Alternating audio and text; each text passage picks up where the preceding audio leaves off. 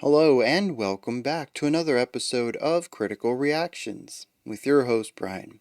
Today we're going to do an album review, which is where we go through an album track by track, exploring each track in a vacuum and its place within the larger work.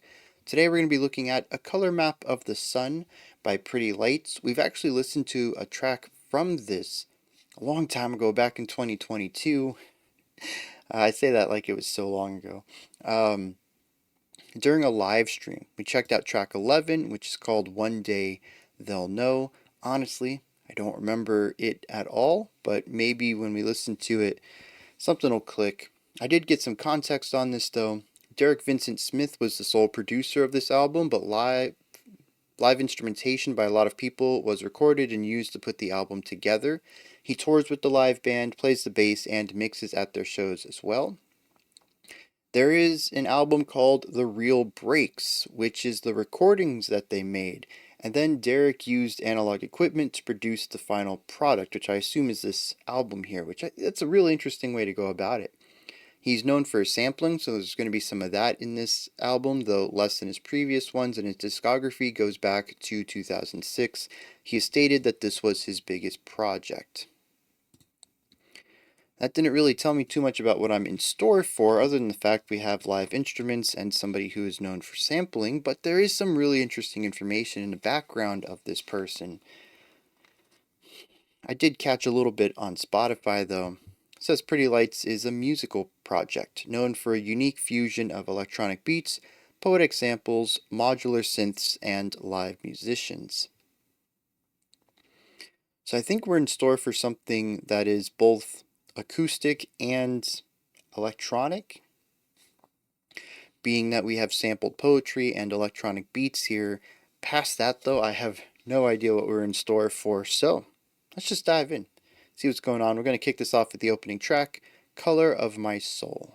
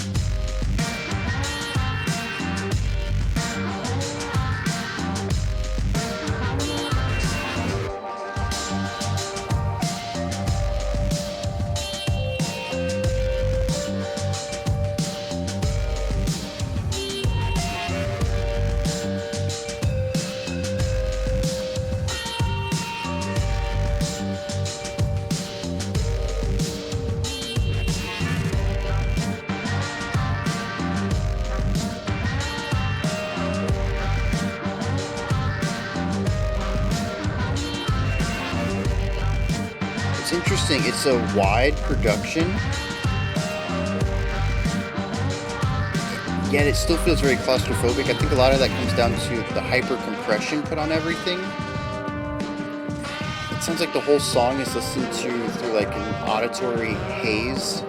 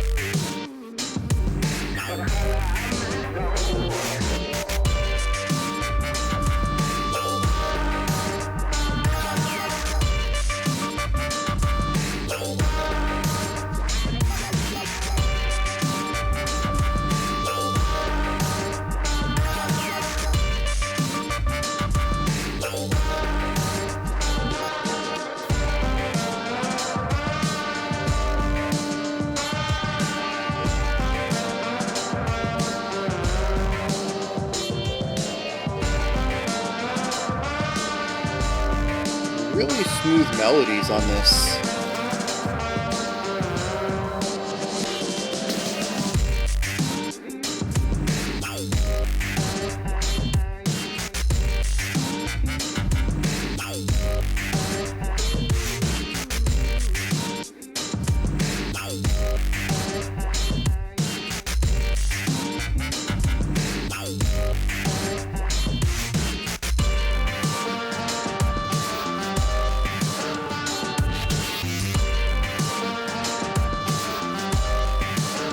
That's interesting.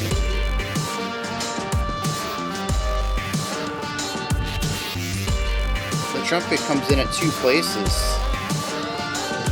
with a slight delay between them.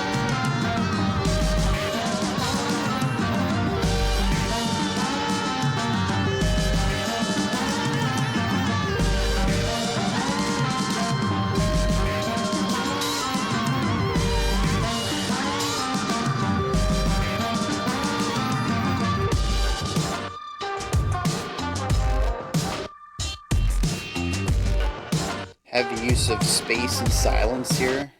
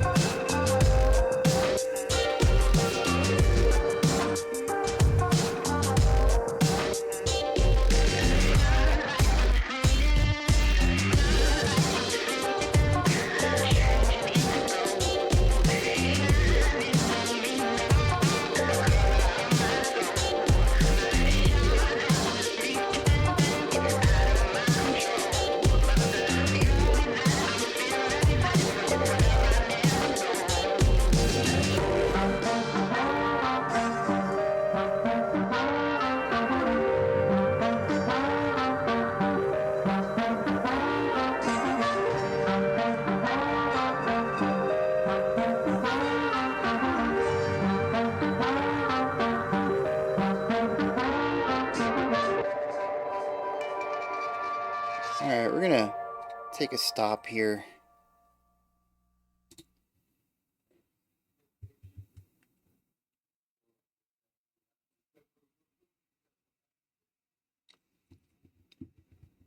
I don't know how to feel about this. I don't know how to interpret this. Because here's the thing, to me, there's a vast schism in here. There is a sultry smoothness to the track. We got that really jazzy bum bum ba ba dum ba dum that we get out of the sax, I think, and also a trumpet elsewhere in the track.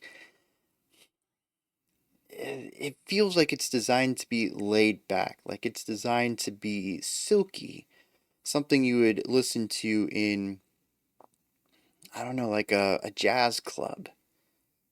Little bit of energy enough to heighten the mood, but laid back enough to be able to sit into the background while people chat.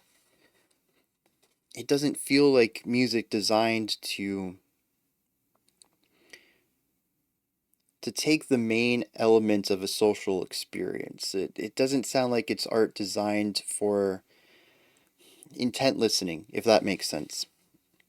It sounds like background music for a social gathering, a club or a lounge or something like that, having drinks, talking with people, but very low stakes, very relaxed environment.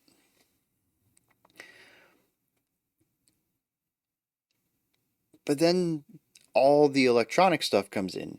We have these very prominent, powerful bass kick and snare ideas that keeps the song driving forward like some sort of dance track. We have the glitched out vocal parts where it'll cut out specific parts of a word or cut out syllables or repeat the same syllable over and over and over. At least for me, I don't know how other people respond to that, but my mind immediately goes to that. If that song was drifting into the background at one point, the glitch is calling my attention to it. I don't know if that's just because I'm a music oriented person. I tend to pick up on musical cues almost no matter where I'm at. Um, or if that's just something normal, because, it's like a CD skipping. It's out of the ordinary. I think most people might even lean into that, but I don't want to assume that that's just how people's brains work in general. But it's something that catches my ear, takes me away from whatever I'm doing and drift over to the music. So we have something that feels like the music is an integral element of the experience. We also have parts that feel like they're not integral elements of an experience. And it's all being presented to me in a situation where I'm giving this my full thought.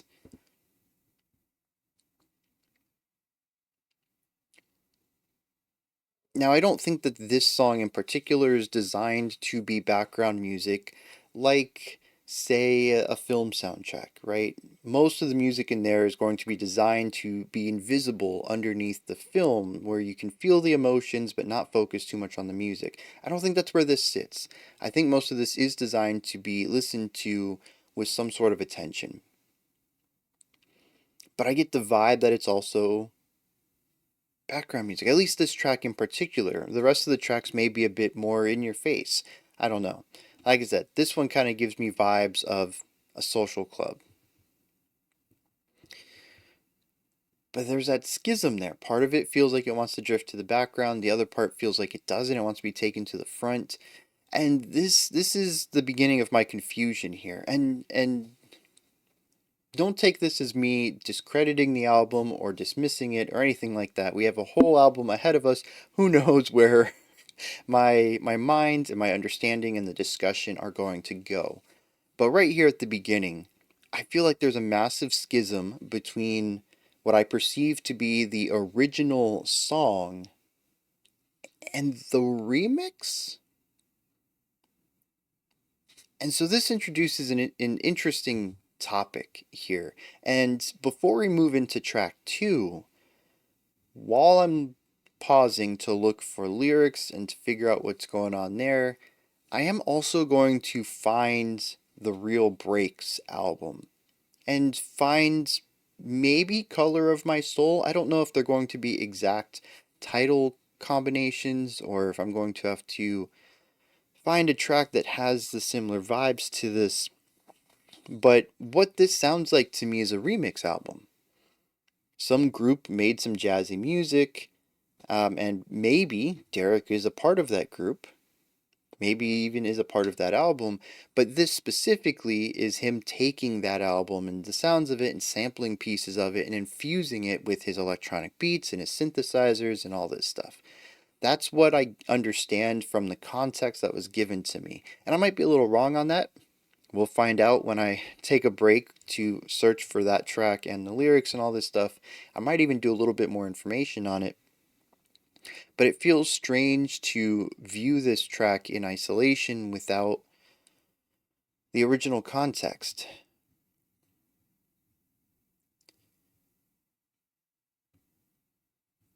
And that's pretty much where I'm at right now. I don't know that I have a lot of thoughts on this, primarily because I'm still a bit confused about what this is. I know the person who requested the album said that this was an important album for them.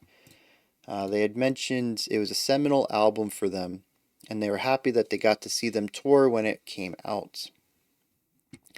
So it's an important album for them personally, and I'm wondering if this is one of those moments where that just doesn't translate to me, either because of my taste in music, what I look forward to in composition, or just because I'm missing the larger picture. I don't know. I'm hoping by the end of the album I have a turn on this and I can view it in a different perspective, but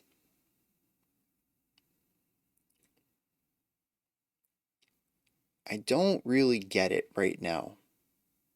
We're only one track in. There are a couple of things I want to touch on before we go for lyrics. The first is the production. Everything is hyper compressed on this. I think there's a nice spaciousness as far as distance from the listener, but it also feels claustrophobic and cluttered because everything, every individual instrument, as well as the overall track, has this extra layer of compression on it that just makes it feel hazy. Like everything I'm listening to is through a sonic fog. It makes it really difficult to hone in on anything, and that's why even earlier I was like, I heard this lead melody on a saxophone and a trumpet. Like I'm still not entirely sure about them. I went that direction because both the context given to me by the requester and the Spotify description mention live musicians, but honestly, I really couldn't tell that from this. Without having that context, I don't know that I would have leaned into that instrumentation. I might have just called it synth work because the song overall feels very digital and electronic.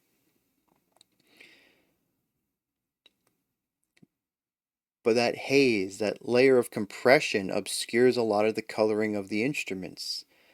Aside from a piano and the vocalist, everything else is contorted in a way that removes many elements of their natural coloring. It makes it difficult to identify who's doing what and sort of just makes me want to call it all synthesizer stuff. It's not a good or a bad thing, it's just another aspect that didn't personally work for me. I was kind of hoping that we'd have that heavy fuzz maybe in the opening 30 seconds, and then the song would open up, removing that layer of compression and finding what was buried underneath, and we never did that. In fact, I think as the song went on, some things became more compressed, such as the vocals, and it never quite clicked with me as a positive listening experience. Part of that may be expectations. Part of it may just be that I like clarity in my music. Maybe coming back to it a second time in the future, I will be a little bit less harsh on it, maybe would be the phrase, knowing what I'm in store for. But yeah, coming off of that track, I just wish it had opened up and we had been able to hear what was being played rather than what was modified to the original. Which kind of leans back into some of the stuff I said earlier, where this feels like a remix album, and I kind of wish I was listening to the original. So that is why I'm going to reach out and try to find the original track. I'm not going to do that for every single song, that would make an extensively lengthy process here. But I do want to see it once to figure out where exactly this album is coming from.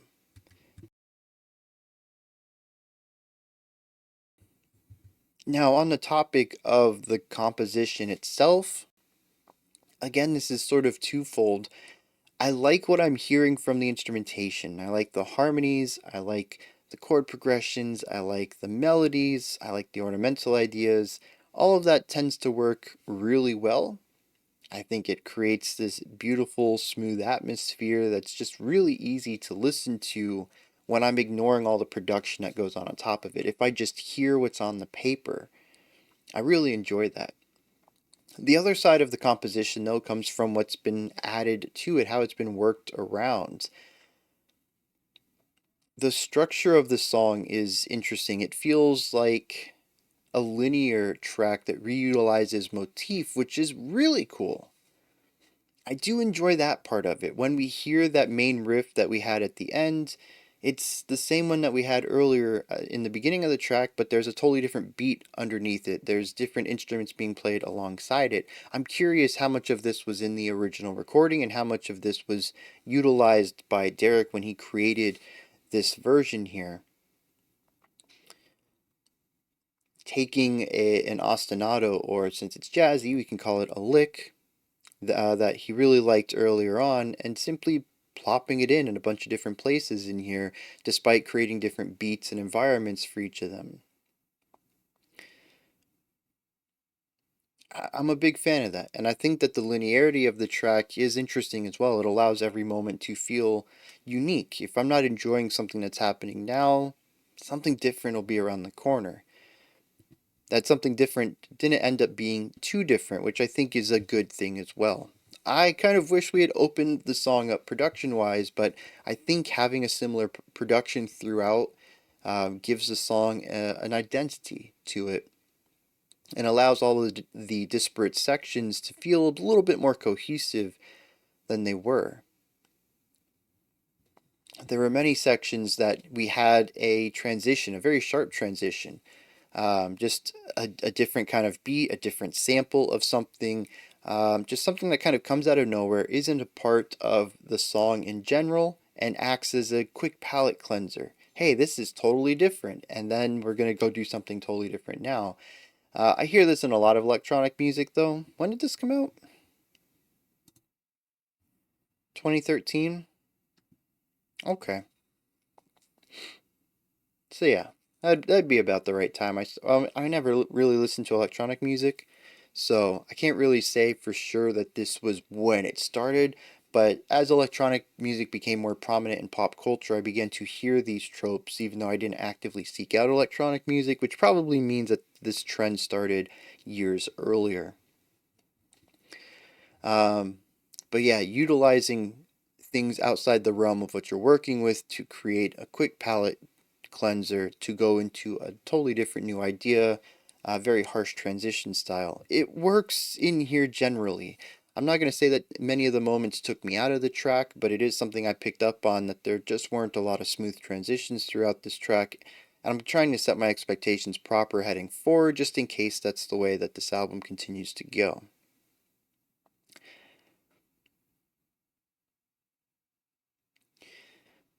Now for the next track, I'm going to attempt to focus less on the production and the overall electronic remixy vibes going on. I'm gonna try to focus on the song itself because I feel like this one, I was just it was a shock. I'm gonna be honest. This was not what I was expecting at all. It took me a long time to re-gear for what I was actually listening to, and so I think most of my analysis here hasn't really been about what the song is, but about my reaction to it, my experience listening to it.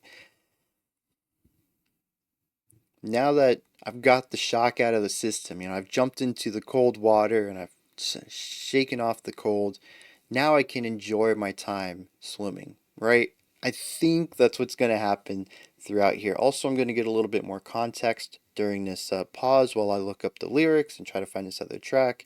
I'm also probably going to hit the Wikipedia page, and where else can I find? I'll see if Genius has a description about this album, because if I'm wrong about this being a remix album, I don't want to continue to go on this direction. That's the idea I have based off of the context, but that idea might be wrong. I might have read into it in the wrong way. So, yeah, I'm going to take a second, do a little bit of research, find some lyrics, and then we'll continue on. Alright, I have a lot of really great information here. I'm going to explain so much. It's completely helped me get a grasp on what's happening here. I'm glad I went and did this. So the Real Breaks is not, it's not a group or an album or anything like that. I totally misread that. I had such a hard time actually finding it because it doesn't exist by that name. So there are live studio sessions from this album, and they're broken up by what reel and what break they were in the recording process. So this first track that we listened to, called Color of My Soul, what it sampled from is reel 15 of break 5 of these live studio sessions. So I assume the fifth part of the 15th reel, which also means it was recorded on tape. Is that accurate? I know that he utilized all analog synths to create this. Oh, there is digital production methods here, but it doesn't say how it was recorded.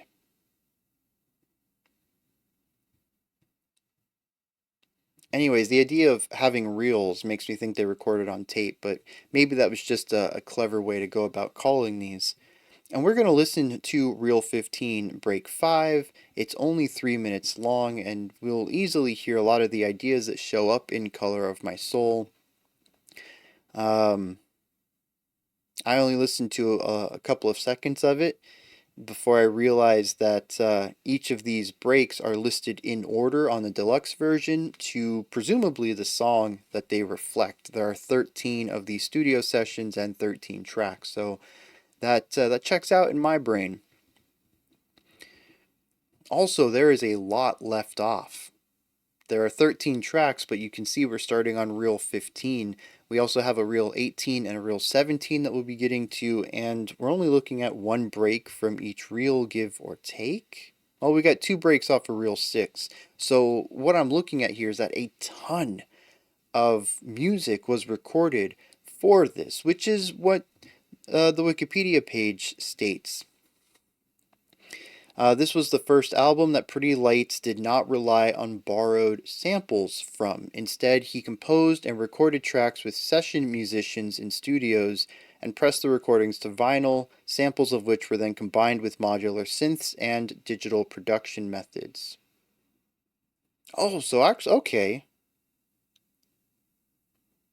Yeah, it still doesn't say how they were recorded, but the fact that they were recorded, put to vinyl, and then sampled is interesting. I kind of assumed they just recorded everything digitally and then he cut and copied and pasted the stuff that was interesting to him and rearranged it and all that stuff. But no, pressed the recordings to vinyl and then sampled those. That's oh, dang, that is a task right there. So yeah, like I said, my appreciation for this has skyrocketed. The whole approach to it is fascinating. I don't know if it's going to change how much I appreciate the music itself, but I do vastly appreciate the process to all of this, especially when it says that he had just finished an album that he did pretty well with and wanted to challenge himself, which is why he went modular synth, which is why he went analog, which is why he decided not to sample his stuff but to compose and have musicians record it. So yeah, touching on the lyrics real quick here. It's just one stanza repeated many times. Says sunlight is fading, changing into gold, shining on me now, the color of my soul. Shadow is reaching out of my control. The hole that I'm feeling is a love I'd never know.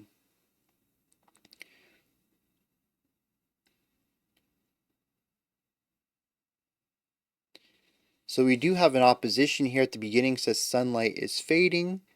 Later on, we say shadow is reaching. They both make sense, continued from one another. When the sunlight goes away, shadows come out. Which, I mean, no. We need light sources to create shadows. But I think the idea fits. As the sunlight goes away, the darkness is present. Um, and it talks about feeling alone and sad. Losing warmth isn't something they necessarily lean into, but the idea of sunlight fading can make someone feel cold, feel alone, have a hole within. I don't really know how this fits with the music, though.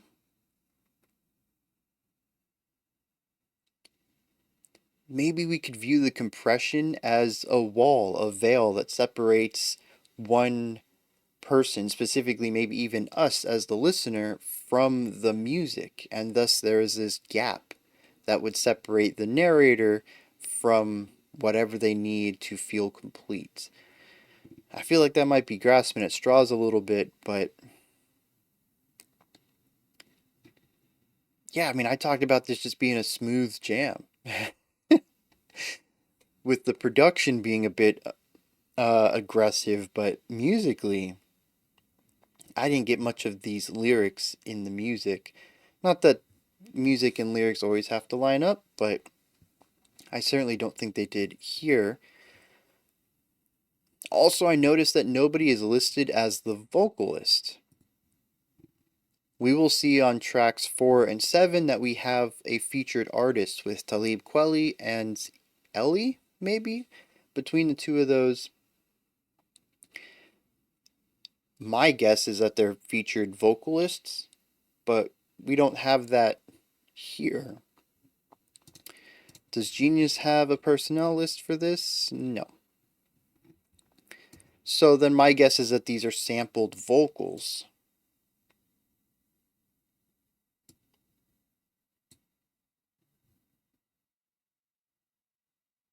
Oh, just like all the instruments. Duh. Okay. Okay.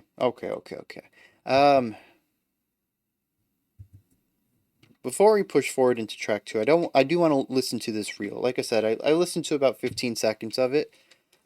It pretty quickly defined itself as being the source for Color of My Soul. At least the beginning does. I'm curious where it goes as a song. This is a composed track by Derek, and it's half the length of Color of My Soul. So I'm curious where this goes. Let's dive into this. Reel 15, Break 5, the live studio session for the track we just listened to.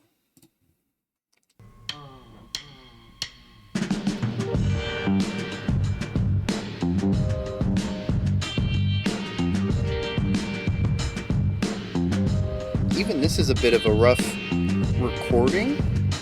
Did it get produced, or is it just recorded straight to vinyl? Doesn't say. I mean, I would assume that there's some production on it, but this sounds very raw.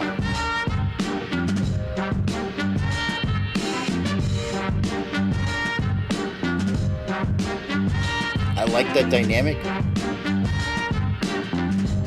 That high note is very large.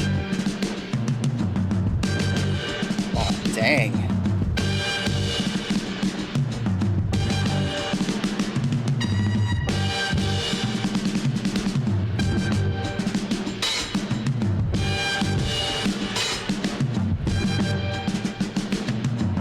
You can hear the reverberation off the room. I'm curious where they recorded that when it had been treated acoustically. They recorded in studios in Brooklyn, New Orleans, and Denver. Yeah, but I can hear sound bouncing off the walls here.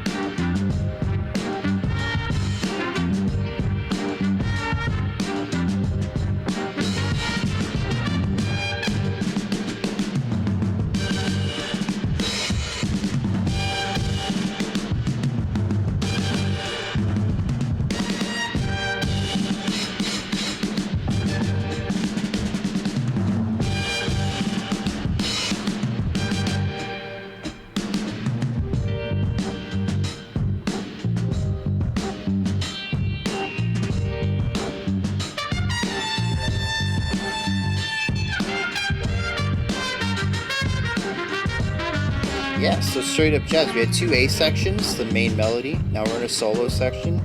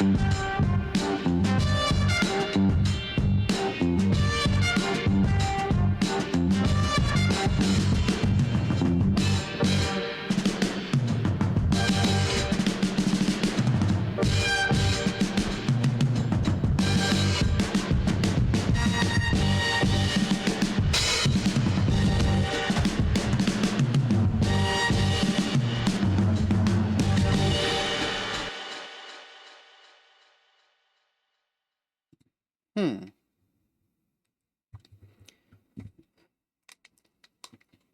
So there's no vocals in there. Where does the vocals come from?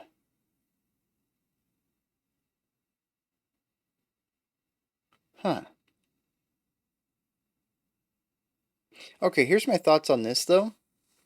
It probably comes as no surprise. I enjoyed this a little bit more than what it got remixed into via the samples. I also miss the drums.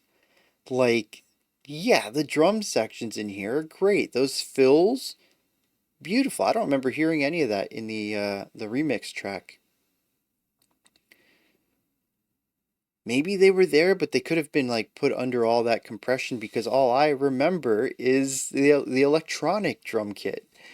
The very simple, four on the floor style, alternating snare and bass on quarter notes, just really driving that dance beat home. There's some cool rhythms in here.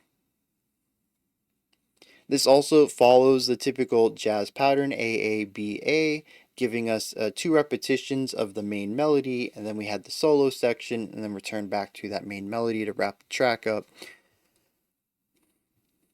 The solos were fine, not to diminish anybody who was performing there. They were very spacious, though, which is an interesting direction on this. But I do like how they utilized variations on the core motif frequently throughout it. So I thought that was cool.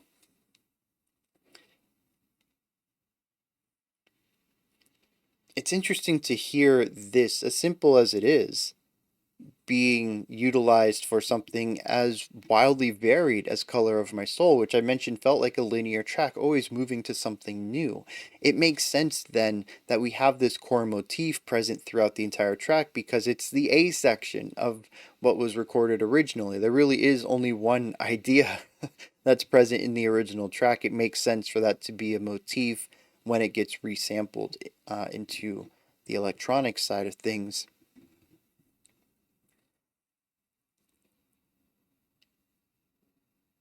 Where was I going to go? What was I going to say next? I had something really cool to talk about.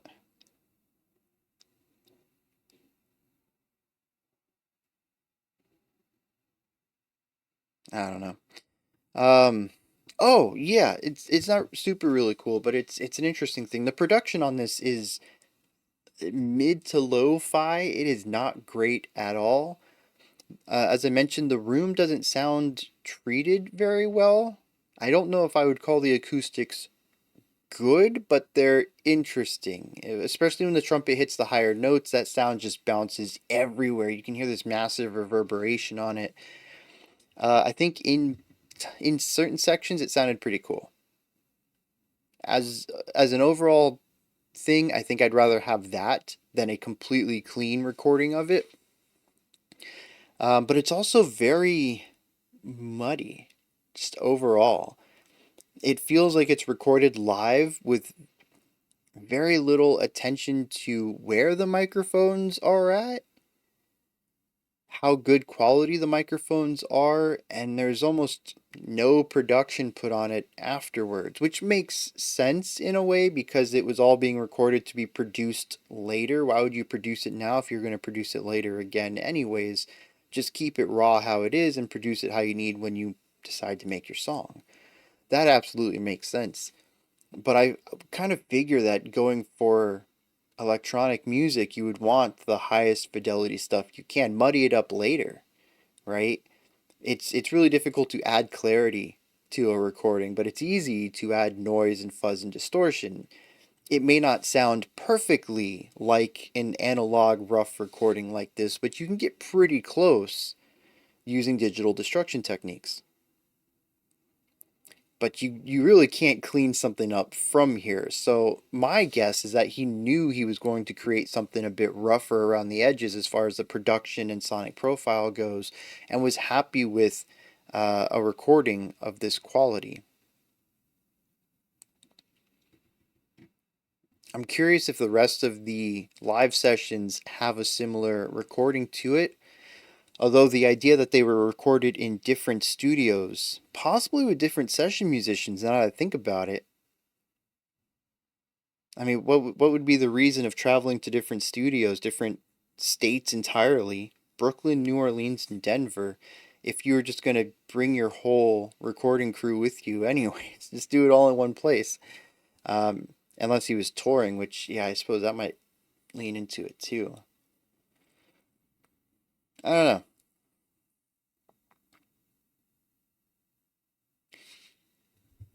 I think at this point though, I'm even more perplexed about this. I think it's a very cool process, a very cool idea in general, and I'm glad that he hired session musicians for this. I think it's a really cool element of this album that we just don't get to see too much of in the electronic realm.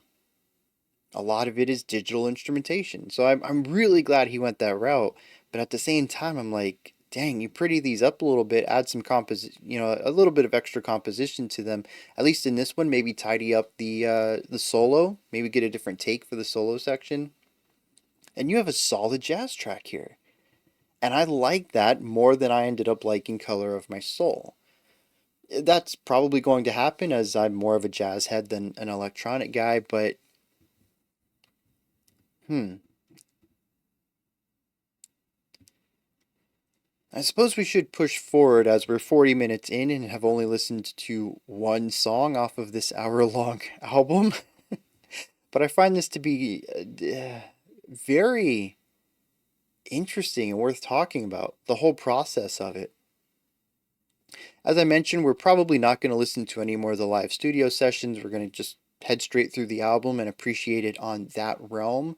But I thought it was really nice, especially, in retrospect, being able to see the process, hearing the original, and understanding that that was molded and crafted into what would eventually show up on the album. And it's not, in fact, what I had originally thought was a remix album. I mean, it kind of is, but the original was never released proper. And to be fair, I don't really think that that track we just listened to from the live studio session is a complete song. Like I said, it needs a little bit more composition to it. Um, Beef up the A section a little bit, redo the solo. It's a good bare bones. It's a good foundation for a full track, but it certainly sounds like something that's a bit on the minimalistic side because it's going to be modified later. So I don't want to go out there and say, oh, the studio sessions are better than what they evolved into. No, I don't think so. They're all very incomplete. They feel demo-y. At least this one does. I'm extrapolating here. Before we move on, I do want to point out one very interesting thing is that the studio sessions all have hundreds of thousands of views. I think the lowest one is about 460,000. The highest one goes to about 700. Actually, the one we just listened to might be the highest, 750,000 views.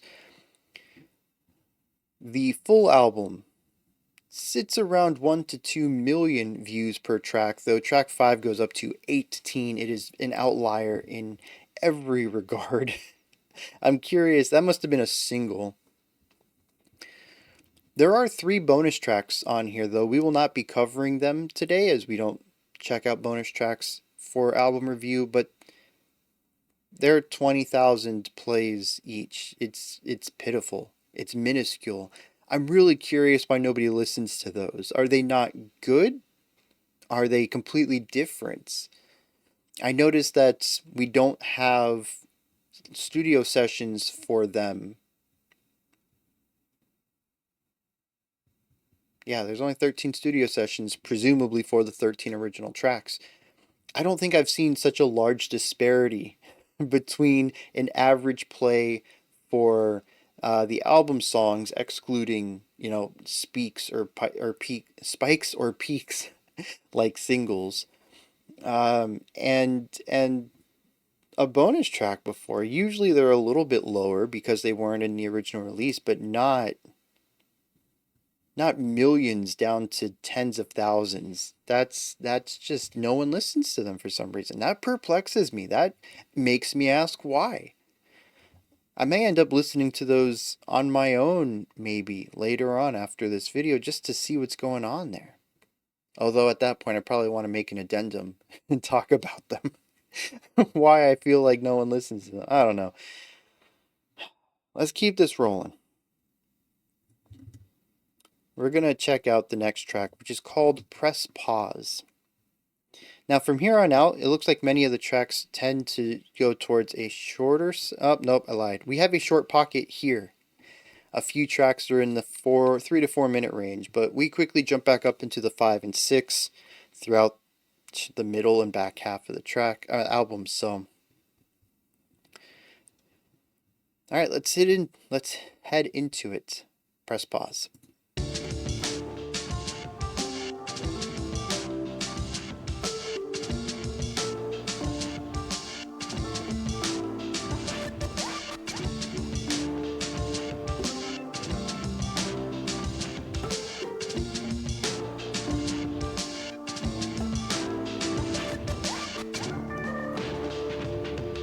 You know, it just dawned on me that the electronic drum kit in track 1 was probably the drums we heard, taking specific hits and modifying them.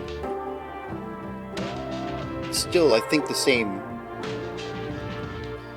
end result in general, but again, I don't want to discredit the process of using analog instrumentation or acoustic instrumentation.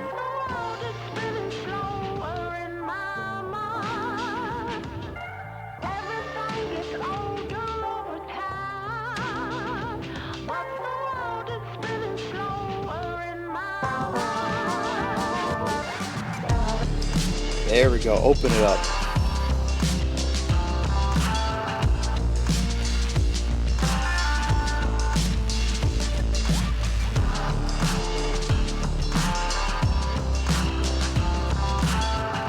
Once again though, it's really only the drums that aren't fuzzy. Like I said though, you record as mid-fi as you did, and you're not going to be able to spruce it up. Very interesting still that that's the direction they went with.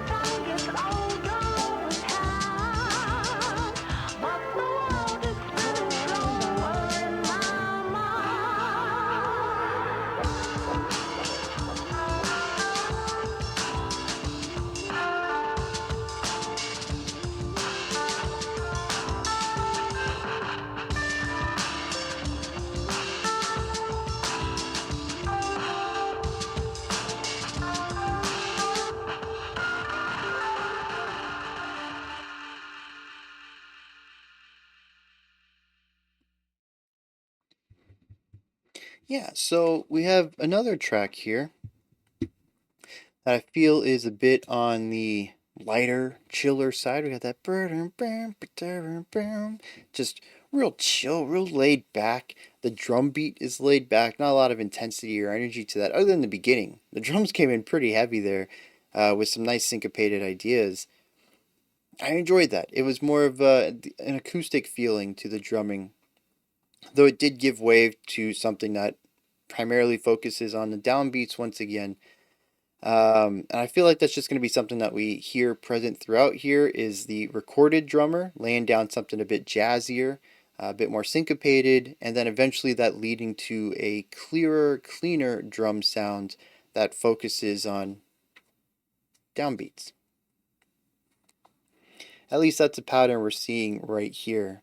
This track, unlike Color of My Soul, focused on primarily just two concepts, with one being a variation of the other. Instead of feeling like a linear idea, it felt like a static one, sitting within a single idea. It's called Press Pause.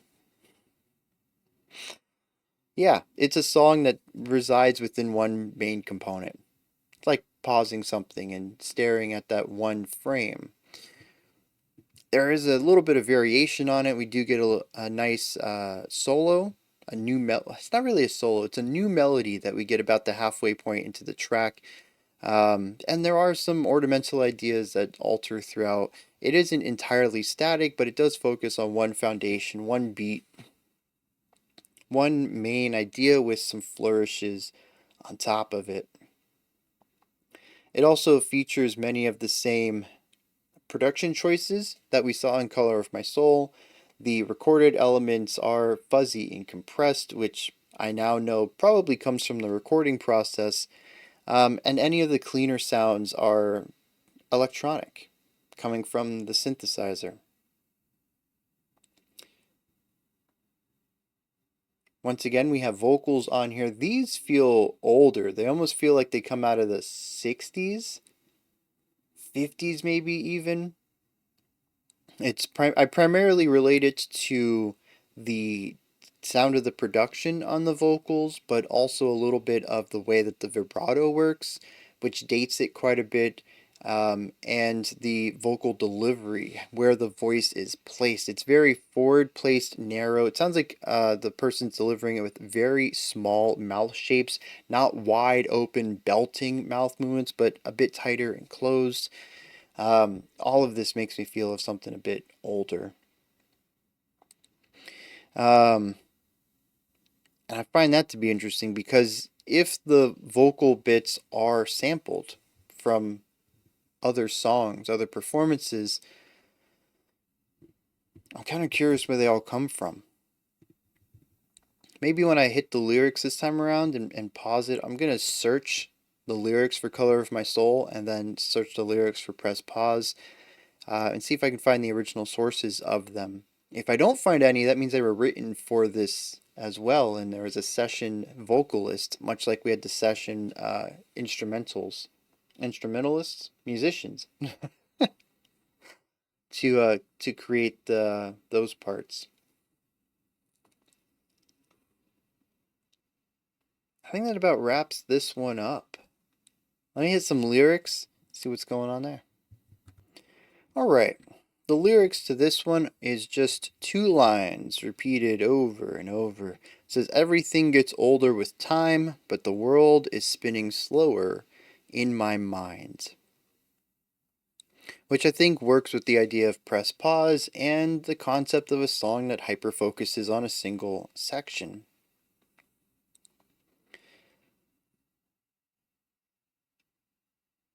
I did look up both sets of lyrics and I could find nothing, which makes me wonder if it's done not too dissimilar to the way that the music is written, where he composes it, or in this case writes the lyrics, and hires someone to play it, or in this case sing it, and then samples that and modifies it and glitches it up later.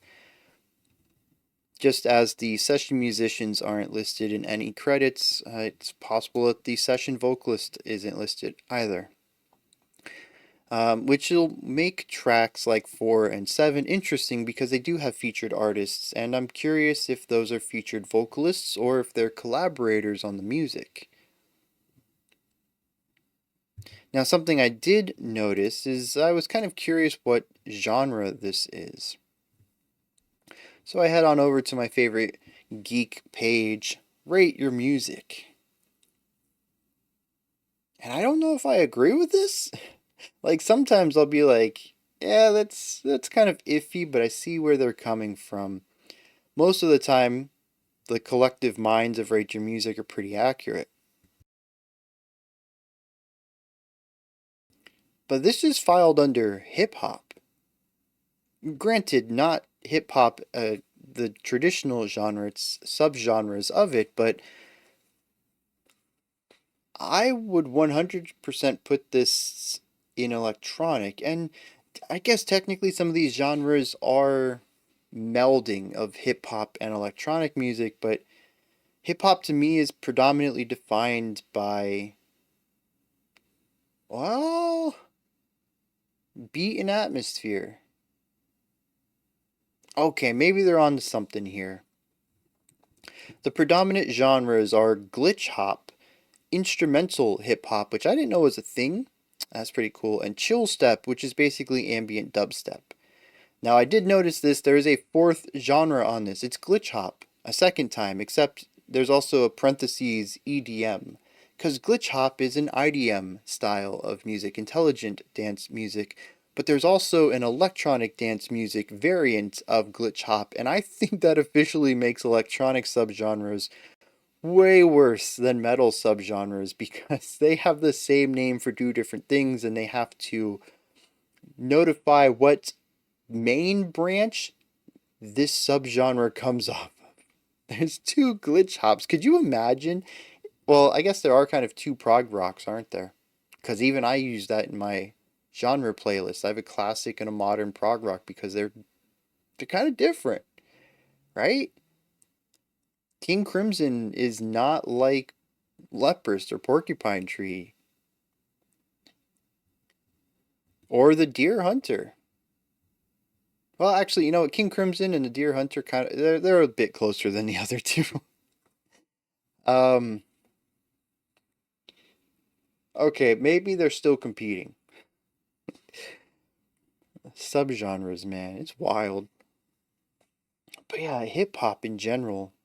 Most of this stuff though is electronic music mixed with hip hop, where there's a beat predominantly and some elements of music on top of it that I guess to me don't necessarily take the spotlight. I think that's what it stands out to me the most. Like chill step is ambient.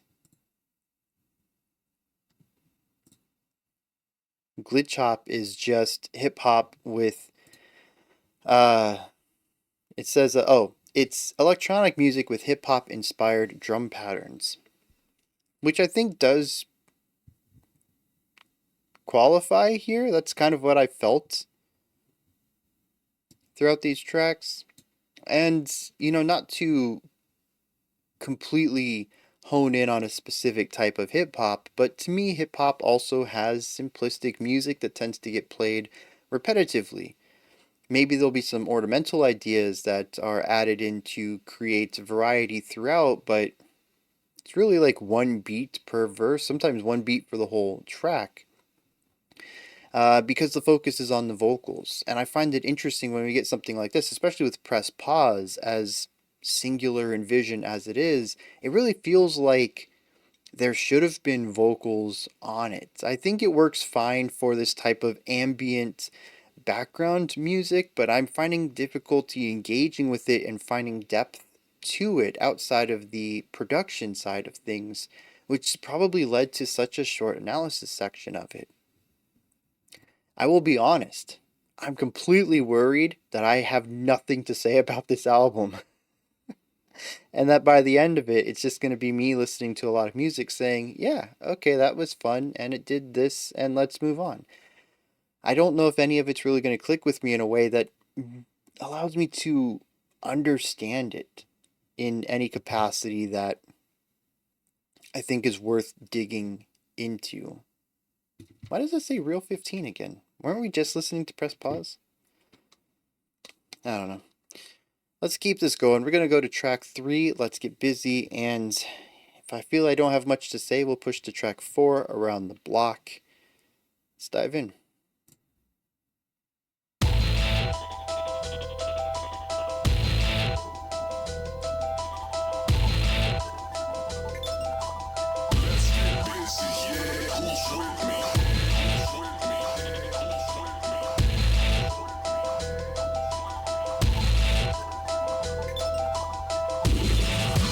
It's a very massive sound on this one.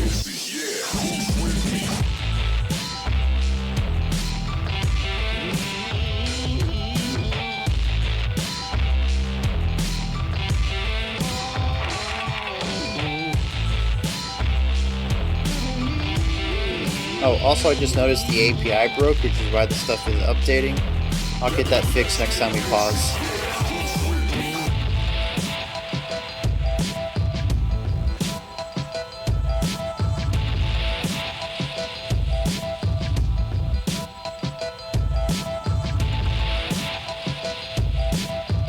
See, like this, I like the twinkling idea.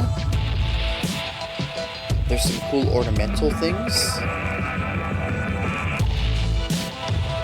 A slight evolution of the sound, bringing in a beefier instrument as this main melody.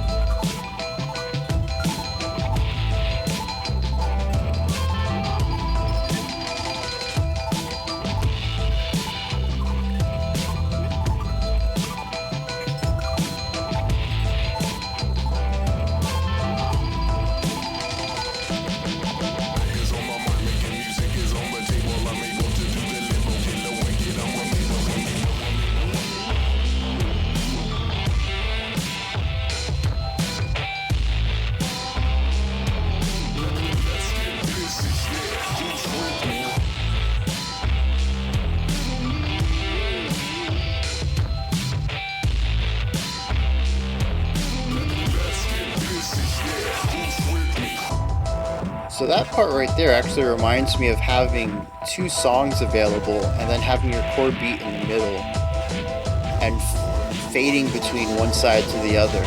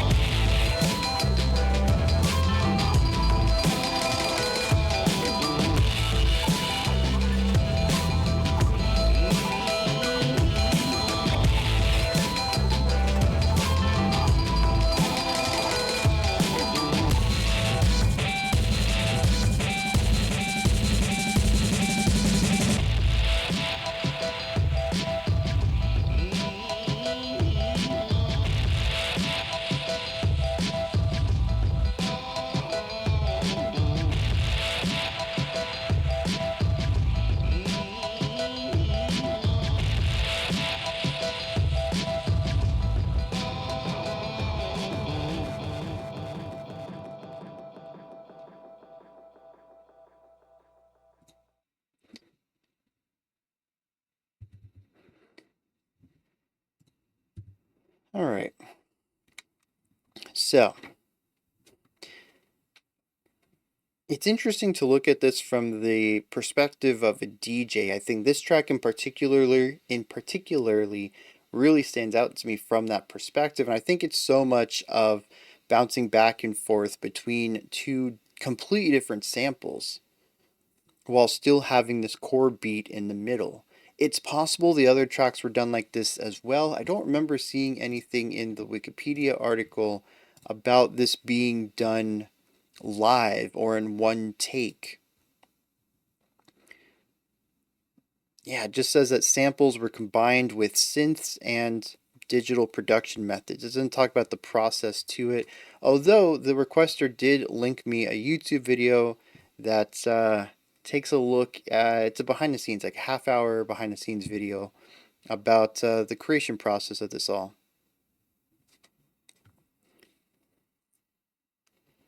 So, I don't know, an extra 30 minutes.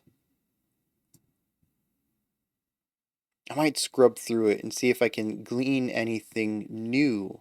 I would hate to watch the whole thing. I mean, it would be cool to watch, right? I love documentary stuff like that anyways, to see how things get made. So, I'd enjoy my time with it. But like, as far as pausing the video in order to watch it, 30 minutes to walk away not having learned anything that would be worth talking about would be a bit of a shame. So maybe, like I said, I'll scrub through it. Maybe all I'm really curious about is what happened after the recording sessions, how he went about crafting all of this. That's, yeah, you know what? I'll look for that. I'll open that up and I'll watch that on my time when I pause and see if I can't glean anything from it, because this does sound like something that could be done in a live DJing setting. I mean, you'd have to craft the beat beforehand, but you have all your samples of your live recording studio sessions and samples of the vocal bits that you want, and then you just start crossfading between all of it all while keeping your beat in the middle. Like, yeah, and that sort of explains the simplicity to this all. Also, I've mentioned in the past that when it comes to electronic music, I tend to like the more progressive stuff. I like the music that uses like 1,000 sounds in a song, massive soundscapes, high fidelity production, and it's just like a candy store, always hearing something new, just constantly like glittering lights and shimmering shards everywhere all the time. I love that stuff. This is a bit closer to dance music. It's simpler, the beat is very prominent. There's very little that I would call progressive or esoteric, and the things that are modifications are things that are the ornamental ideas that could be done crossfading between different vinyls that you have. It makes sense coming from a DJing perspective more so than from a oh man, I almost got myself some hot water there. I was going to say from a composition perspective. I think I would be one of the few people who go out on a limb though and call DJing composition. It's a little different, but it's honestly not too different from jazz soloing. The main difference is, whereas jazz soloing, you're free to deviate from the licks that you like to include and the phrases that always work for you. DJing, you're kind of stuck with that. You have some freedom with your samples, but you don't have freedom with your beats and your mixes. You're stuck with what you got. Unless, I mean, maybe modern DJing with computers and all that jazz might have some more freedom. You get a nice beat going, and instead of, dancing behind your kid or whatever, you go to the side and you start programming a new beat or something. Actually, yeah, I think actually with a modern equipment, it very much borders on live music creation, especially if you're going to go about creating stuff while you're there, not just how you're mixing samples, but creating samples on the fly. Yeah, I mean, that's straight up music composition right there. So I know that's not a view I think a lot of people have. A lot of it is DJing is just pushing a space bar, but like, nah, man, that's oversimplification of it. I will defend every day the right for DJs to call themselves musicians and composers. They just create music in a different way than playing an instrument.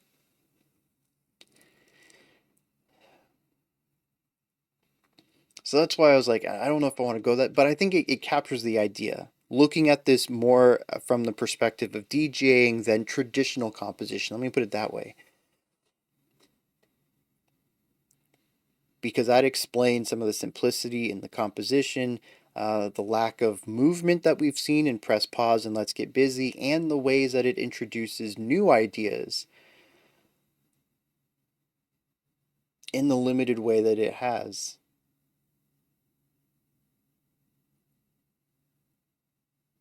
With that said, something I haven't really talked about too much here is you might have seen me moving my body throughout this entire reaction so far. I find it really difficult not to move along with the music. As much as I might not be enjoying it intellectually, there is a very core element that hears that beat, that constant quarter note attack, and just grooves with it. There's a great atmosphere to a lot of this music that, to me, honestly, it might just be due to my lack of experience with the genre. All three of these tracks feel generally similar atmospherically. The tempos are all about the same. The emphasis on the downbeat is similar throughout. The songs all kind of blur together for me. Um, but I am enjoying myself on some level. I don't know if I'm going to enjoy myself on that level for an entire hour, or what's probably going to end up being 3 hours when the whole video is done, and probably 4 after I get through reading all the lyrics and checking out the videos and the Wikipedia. I mean, we're an hour and a hour 12 minutes into the video, and I've already been working on this for an hour and 45. So I've spent quite a bit of time off camera researching and learning and doing stuff already, and I have so much more ahead of me already. It's going to be a big undertaking for me. But the thing is that I could absolutely see myself enjoying this music in a totally different element. Maybe, sure, at a dance club. I've been to a couple, even outside of the goth clubs that I used to frequent, listening to more traditional electronic music, that more mainstream electronic music that people would listen to rather than like industrial.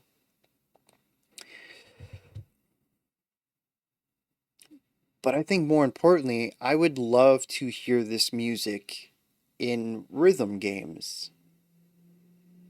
In fact, that song specifically immediately made me think of DJ Hero. When we had the flipping back and forth between those two vocal samples, it reminded me so much of some of those more difficult songs where I had to use the crossfader slide on the game turntable thing in order to flip between two different sampled vinyls like that.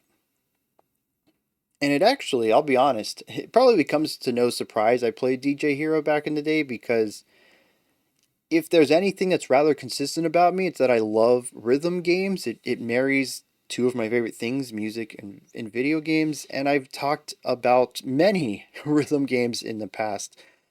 Dance Dance Revolution, Guitar Hero, Rock Band. I'll be honest, I played this Britney Spears PlayStation 2 game. I finished it. And all it was little symbols that went up to one of the five. Oh no, it must have been four corners, because it would have been the four face buttons. And when it went to it, you would have to hit the triangle or the circle button or whatever. Yeah, because it was a rhythm game, and I just love rhythm. So of course I played DJ Hero, even though it was pretty much panned from what I remember. Not a lot of people liked it. Played DJ Hero 2. I love that game, and it actually made me want to get into DJing. I went to Guitar Center probably sometime in the mid to late 2000s and legitimately looked at uh, uh, the mixing tables. It almost happened. It's kind of wild, but I mean, it always does that, man. Dance Dance Revolution got me into dancing. I never got good at dancing. You don't want to see me dance, but it does make me want, I enjoy moving my body now more than I used to. And Guitar Hero got me to buy my first guitar, which got me into my first band playing bass guitar, and Rock Band got me into playing drums. And it got to a point where I bought an electronic drum kit and was playing the full song, cymbals, everything, hi-hat, bass kick. So, I owe a lot to rhythm games. DJ Hero almost almost got me into mixing. or not mixing, DJing. And it was the first thing I thought of when I listened to this track. But I would also love to play some of these tracks in modern stuff too. I could only imagine how cool this stuff would be in Beat Saber or Synth Riders, Pistol Whip. I mean, any of these rhythm games, especially in the VR realm, would just be very cool. And the electronic side of music has always kind of worked like that.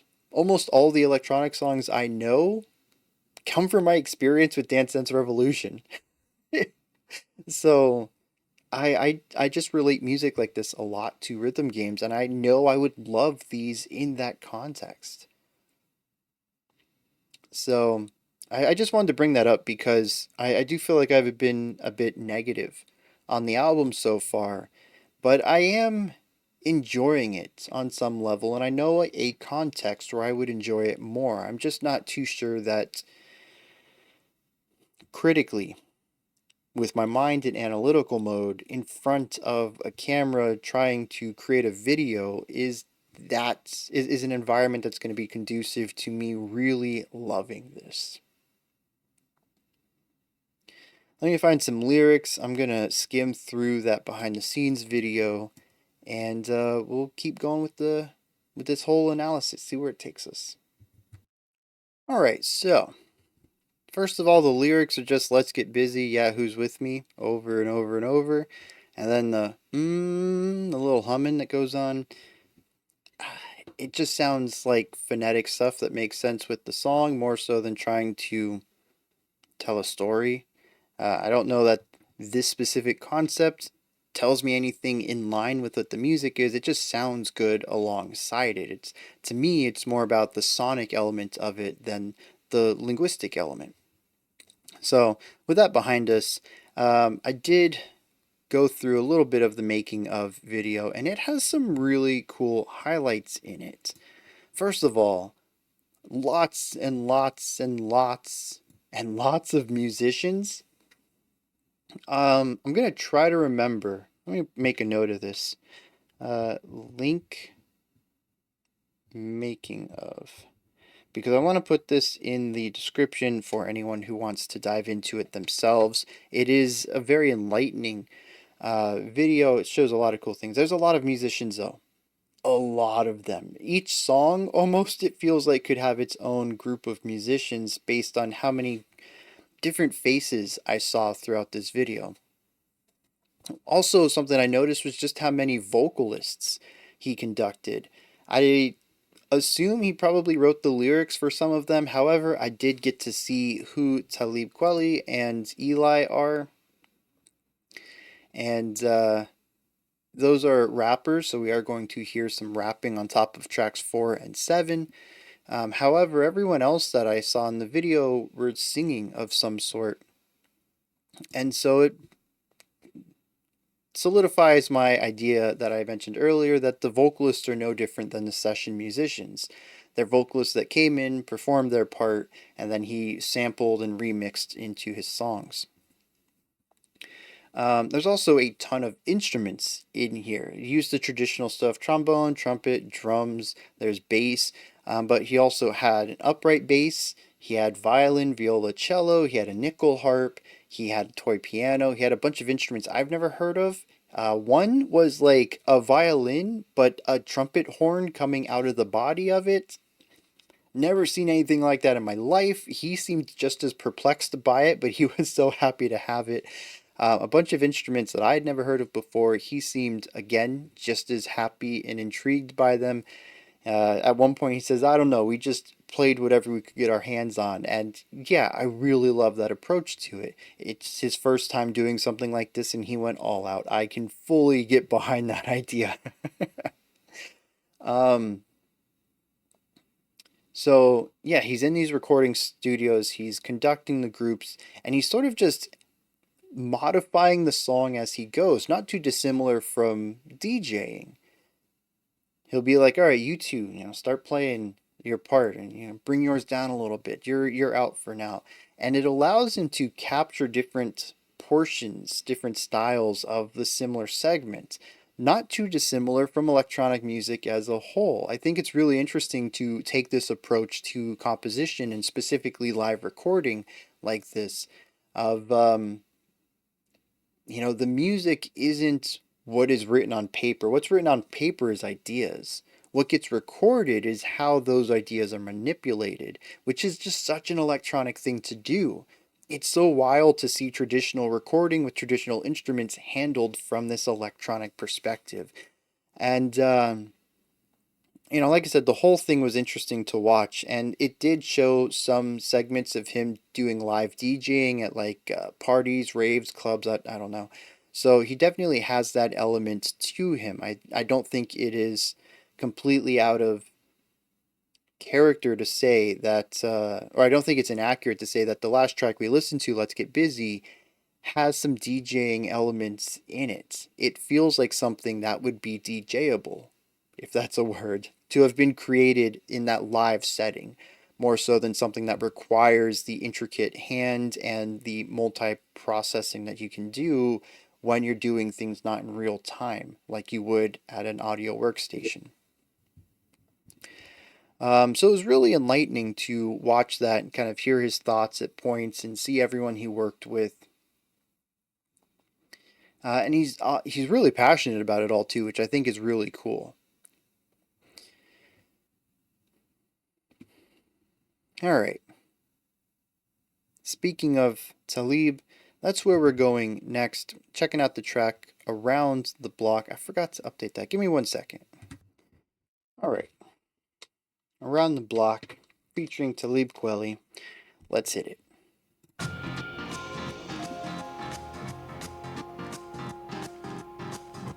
Very choppy idea with this one.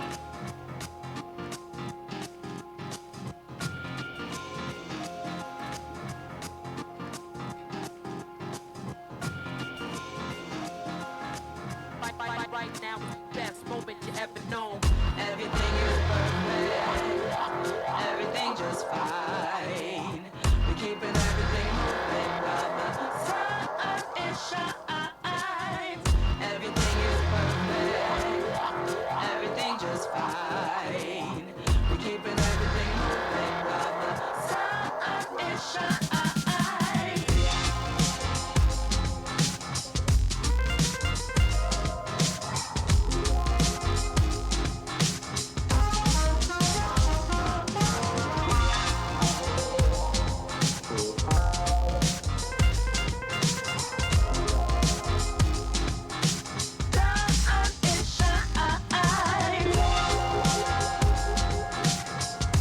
That choppy sample is not a sound, a texture I particularly like, but the rest of this track is really great to listen to.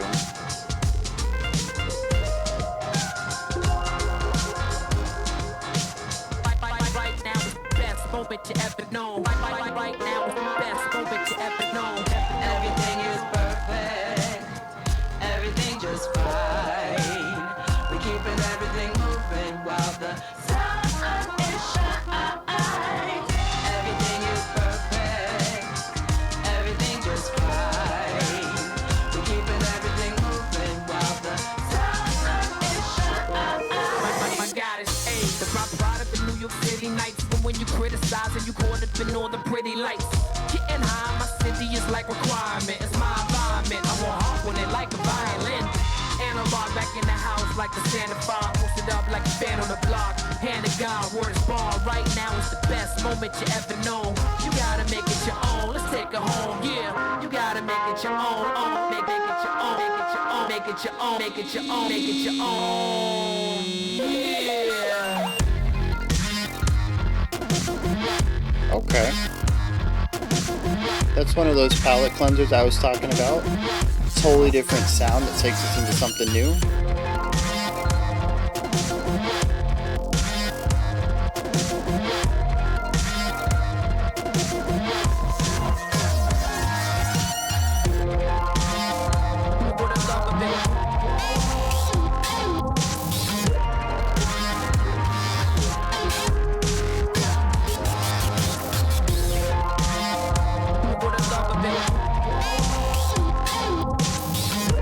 look at the volume over there. It's just static.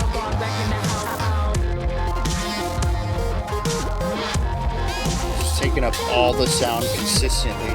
Oh, a little drop there.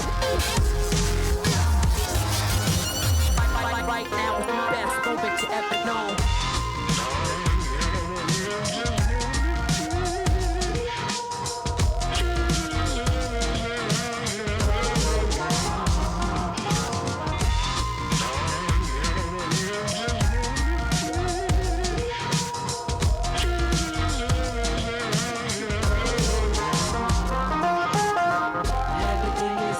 Very bluesy. Everything just fine. Nice swung rhythm on that guitar line. While the sun is shining, everything is perfect.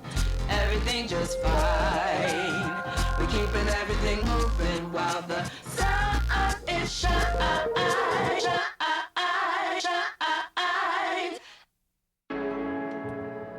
Kind of went into. We'll just run it through. This is the most popular track on the album. 18 million listens.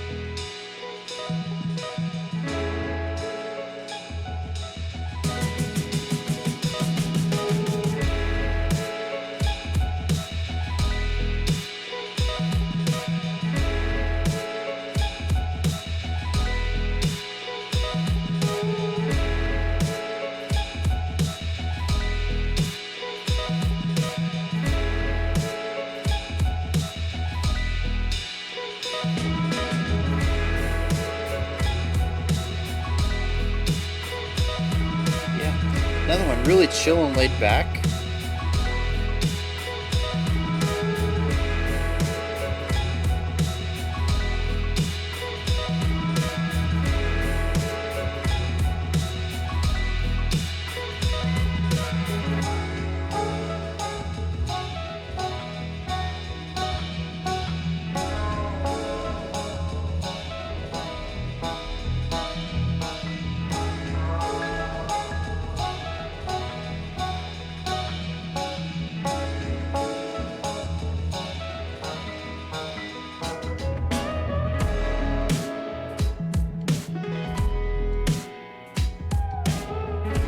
Just beautiful and warm.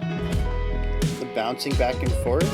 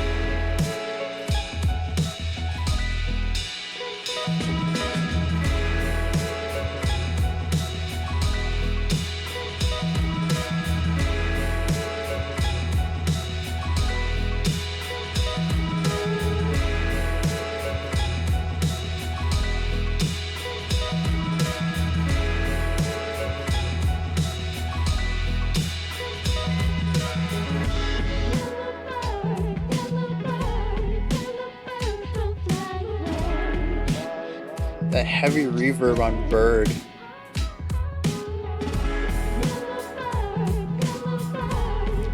Sounds like a Bird song. Very nice little detail there.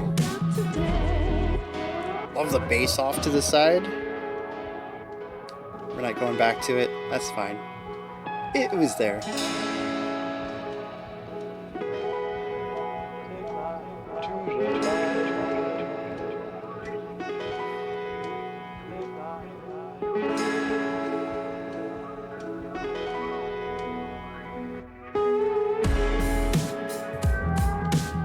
Oh, there it is.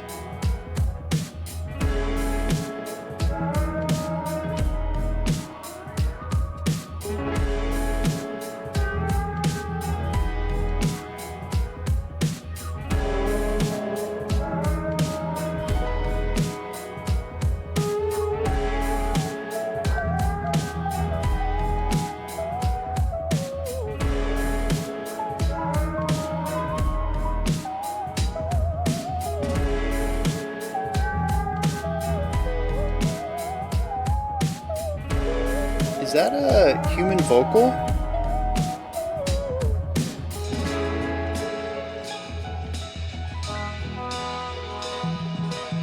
I love moments like this. Little twinkling elements everywhere.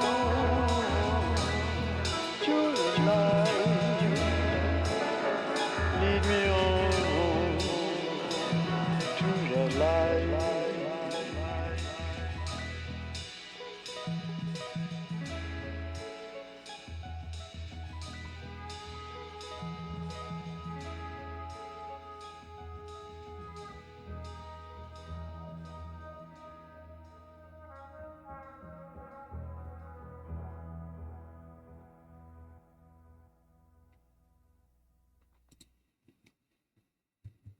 Yeah, so that song is beginning to help me solidify an idea of what the album is.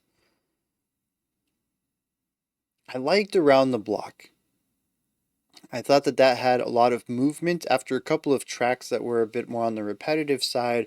Around the Block introduces a lot of movement, a lot of ideas, a lot of ornamental concepts.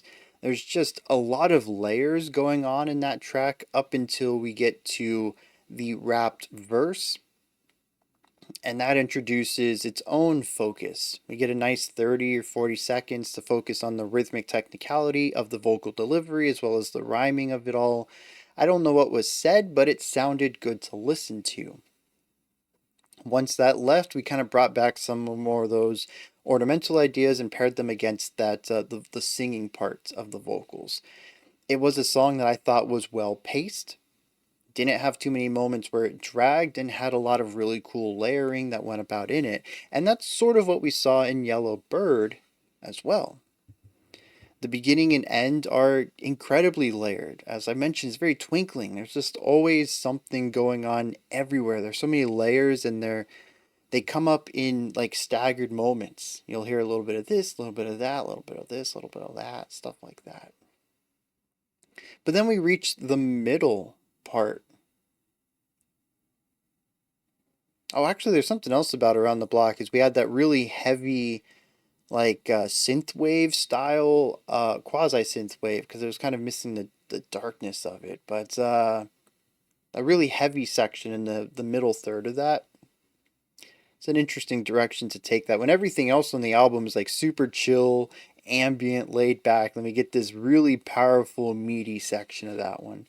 I don't know what to think of that yet. But anyways, the middle of Yellowbird is this long atmospheric slow burn. There is still an element of this staggered release, something here, something there, but it's slower. It's more like something here and then a pause, and then something there, and then a pause. It's more about residing within this atmosphere and soaking it in than having the twinkling lights distract you from that core feeling underneath. It really forces you to resonate with the atmosphere and emotion of the song and introduces you to it, and I suppose rewards you for your perseverance through it at the end with the fun twinkling lights candy store stuff going on. It also acts as really nice bookends, having more movement surrounding less movement and creating a nice piece of contrast that separates the two styles. And that's sort of where my thesis is going with what this album does, what it's about, what its concept is. There certainly are more ornamental elements to it, and while those are my favorite, I feel like they're not the core concept of the song. Something I noticed during the making of video is just how often Derek moved to the music, whether he was listening to a recording, listening to something he had created with the live recording sessions, or being in the room with the musicians and conducting them through the recording session. I had used the word earlier, passion.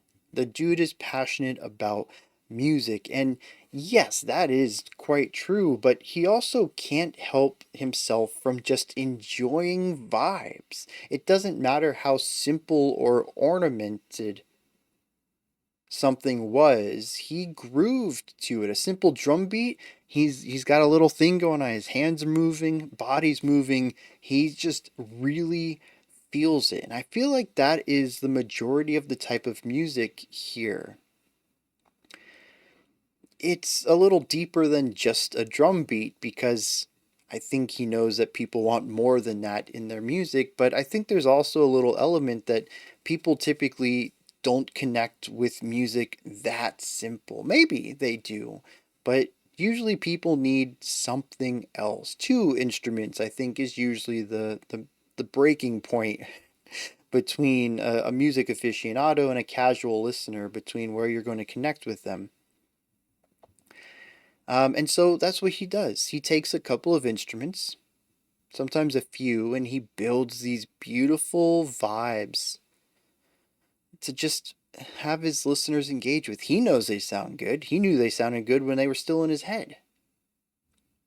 He's crafted them out for everyone else, though. And that's the thing. It's not about creating complex music. It's not about something worth analyzing. It's about something worth feeling, something worth engaging with. Sometimes I think even just something to move your body to.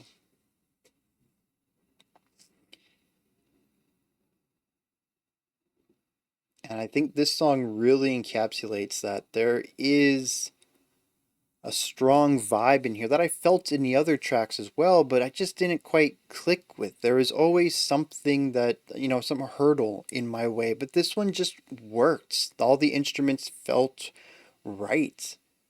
The pace was right. The layering and the space between new ideas was all right. And of course, I say all that subjectively. Some people may absolutely love the last four tracks in here, some people might hate this one. I think there's a reason it has 18 million views, and part of that's probably that it is the single for the album. But I think another part is that it's the most comprehensive track we've listened to so far, where every piece just absolutely fits together in a more traditional sense. Color of My Soul does have an identity to it. I think everything works within that identity, but it's a bit outside a traditional sound for it all. Let's Get Busy is a cohesive idea, but it's also just sort of one concept stuck onto for a bit too long, and the pacing isn't quite as tight as Yellowbird. Everything feels like it led up to this moment, and maybe I'm injecting some of that into it because that was my experience. I've been piecing things together along the way, and this is where all the puzzle, the pieces fit together for me to see the larger picture. But this one feels like it has all the ingredients in all the right places.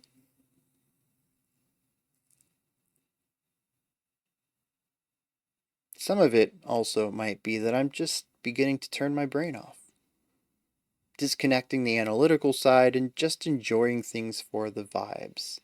Maybe if I had started that way, this wouldn't have felt like a journey to get to this point, and it would have been an experience all along.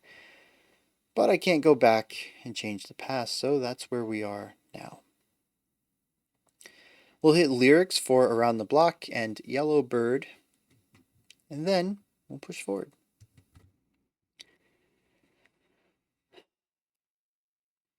I'm getting called out here. Around the Block is a song about missing the forest for the trees. The main lyrical chorus bit of it says, "Right now is the best moment you've ever known. Everything is perfect, Everything's just fine. We keepin' everything moving while the sun is shining. So, the idea here is that you don't need to worry too much about the future. You don't need to worry too much about the past. Worry about right now. Right now is perfect. Figure out your next step from here. The verse comes in. It says the product of New York City nights. When you're criticizing, you're caught up in all the pretty lights. I like that double use right there. When you criticize, you're caught up in all the big things. You only want to focus on the elements that you think are worth talking about. I think maybe in this sense, criticizing would be more the negative side of criticism, not the constructive side of criticism. But I think the idea is if that you're tearing someone down, you're only looking at, you're getting caught up in all of the surface level stuff.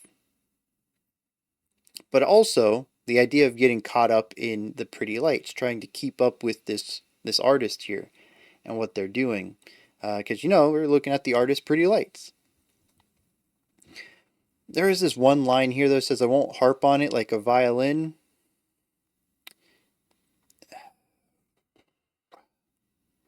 I get what they're going for. We got the double entendre of harping on something to continue to lay into something, but like harp and violin are in the same family, but they're really not like each other. I mean, I'm not going to focus on it too much. I'm over here criticizing getting caught up in the pretty lights. He says, though, hand to God, right now is the best moment you've ever known. You got to make it your own. And he says, let's take her home. And I really like that line. It's something that I don't think I've brought up too much when talking about hip hop music. And it's something that I see often that I don't really see too much outside of hip hop, which is the fourth wall break, the acknowledgement that this is a song that I'm singing in. Take her home is the idea of let's bring the song back. Let's get back to the chorus. Let's get back to the hook. Let's bring it back home, right? Literally saying that in the song to complete the rhyme. Let's go back to the chorus. And I've heard this, I can't think of what song it is. DJ Bring It Back. We go back to the chorus, stuff like that. Talking about, this beat is fire. I've heard that or something analogous to that in tracks before. You don't hear that too often in rock or metal or pop, jazz. Hip hop has this culture of breaking the fourth wall, of saying, yeah, this is a song. I'm going to sing about being in the song. And I think it's a really cool acknowledgement. I don't know that I've ever heard a line that does this that I felt was fully transformative, that completely elevated something, but I've always appreciated the use of it. And I'm kind of curious what it is about hip hop that has drawn people to it. Is it just a thing that we do nowadays? Is it like the black metal buzzsaw sound that took over, was at the Swedish black metal scene, that one band just happened to do, and then it became a defining feature of that sound? Somebody just happened to say, hey, let's head back to the chorus. And then other people were like, dang, that's cool, I'm going to put that in my song. And then it just became a thing that hip hop does? Or was it a part of the culture? Lots of people were doing it, and it's just something that's been a part of hip hop. Like, I'm kind of curious about that. I think this is going to be one of the few songs that actually has lyrics to it, because I'm looking at Yellowbird right now and it just says, Yellowbird, don't fly away, won't you stay? Yellowbird, don't fly away, no, not today. And it's another thing where I think it generally just fits sonically with the song more so than having any meaning, especially pertaining to the music itself. Not that I think, what was the last track we did? Around the Block, where I don't think the music had much to line up with the lyrics, but at least it was a full set out idea. The chorus came back as a hook later. The chorus and the verse, their meanings work together and synergize well. This, much like with Let's Get Busy, is sort of just a phrase that sounds good in the music. Oh, here's an annotation. The song was written for Derek's girlfriend at the time. She was a member of the PL team for several years, and he referred to her as his yellow bird. So there we go. The song is, you know, I guess a love song. Don't leave me. Won't you stay? So, what that has to do with the music, I don't think there is much of a synergy there.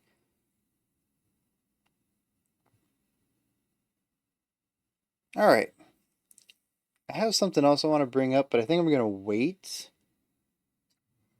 and bring it up in our next break to see how it correlates to the next couple of tracks we listen to. All right. We got Yellow Bird. No, that's what we just did. We got Go Down Sunshine is our next one. Let's see where we go from here.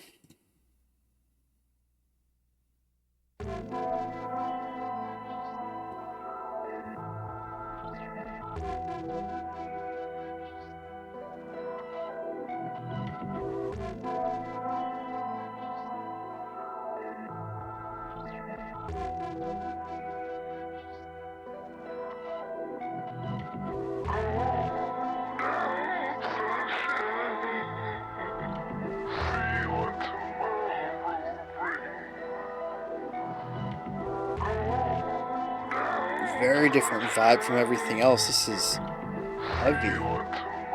It's taking some of the bluesiness that we've heard in the other tracks and really focusing on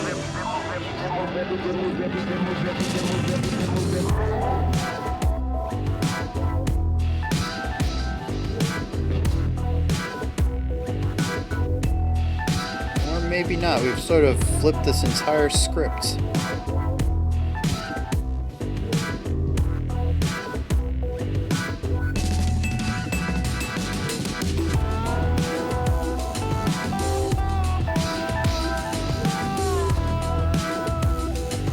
Taking the vocal line from earlier, putting it on whatever instrument this is.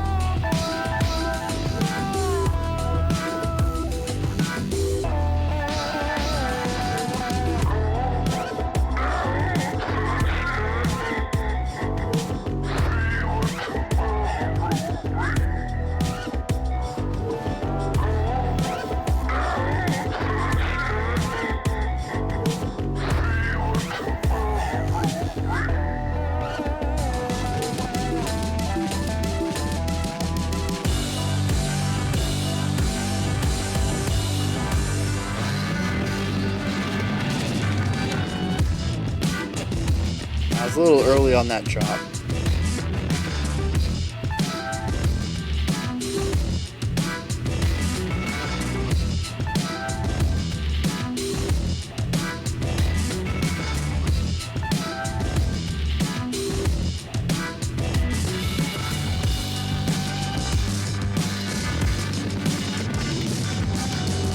Yeah, dude, that drum fill was nice.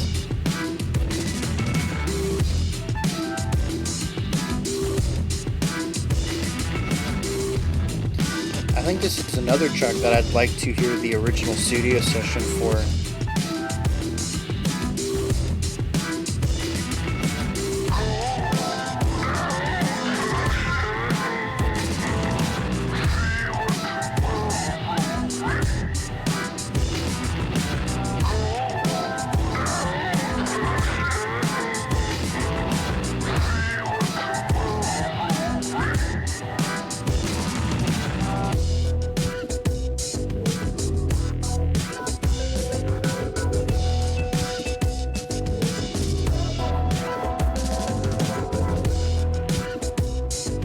I have some thoughts about this section. I'm going to hang on to them, but keep this in mind, this lower energy ambient section.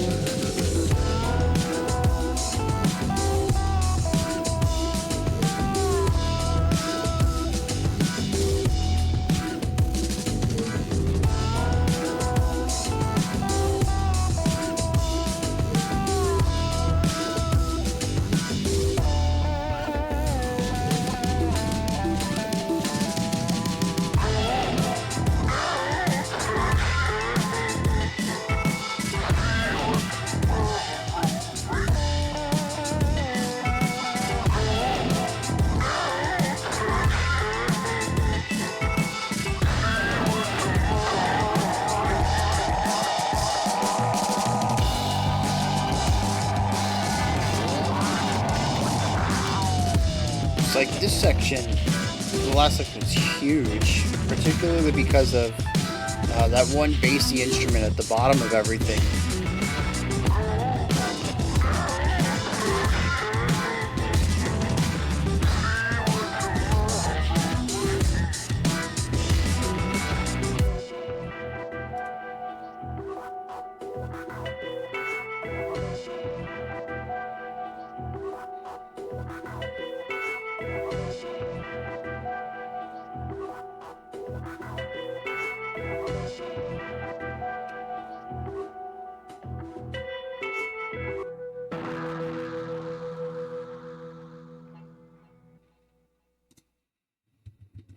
Yeah, so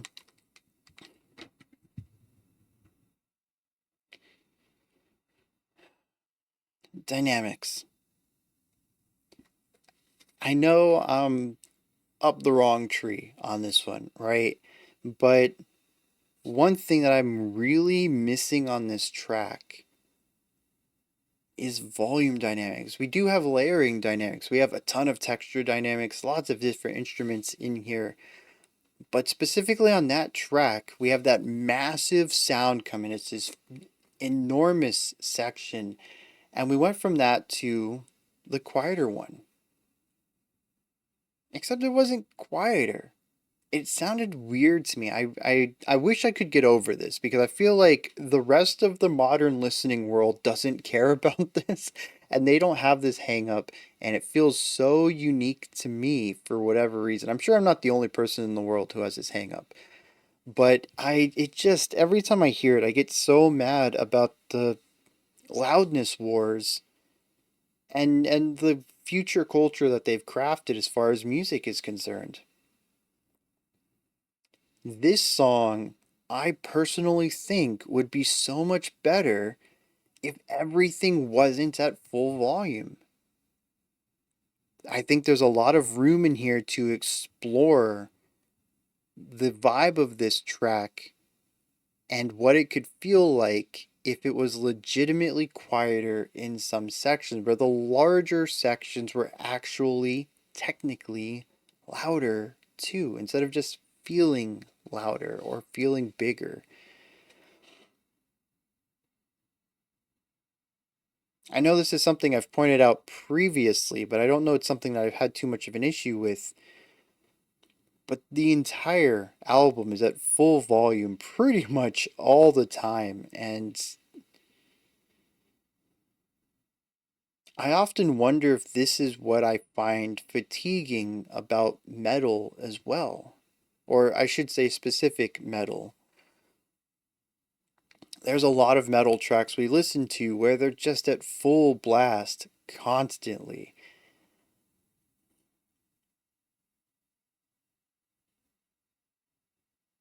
But I do feel like, especially with that song, and maybe it's because we're, halfway through this album now, I am getting a little tired, mentally exhausted. And I'm not even technically halfway through the album. No, we did pass the halfway point, right? No, one, two, three. No, we got to get through the next half of the next track. So 3 more minutes in, we'll be at the halfway point, track wise.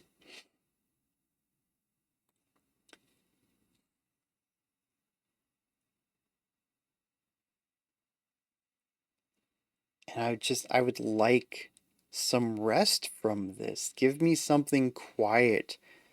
I think we have a good job creating laid back vibes, serene vibes, even in some places, chill atmospheres, nice ambient works, but all of it's just being blasted into my skull. It's interesting because it's subversive. I can't say any of these songs make me feel anxious or tense or overwork my brain, and yet I'm getting tired. It's one of those things where it feels light and airy atmospherically, but the volume level and the consistency of it tells a different story. It's a subversive type of wall of sound. It doesn't feel like it should be as pressing as it ends up being.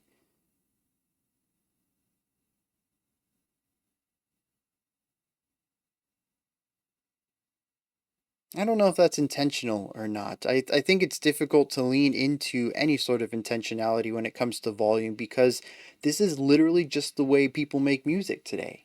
And I say today, I mean like the past few decades. It's just the way music's made.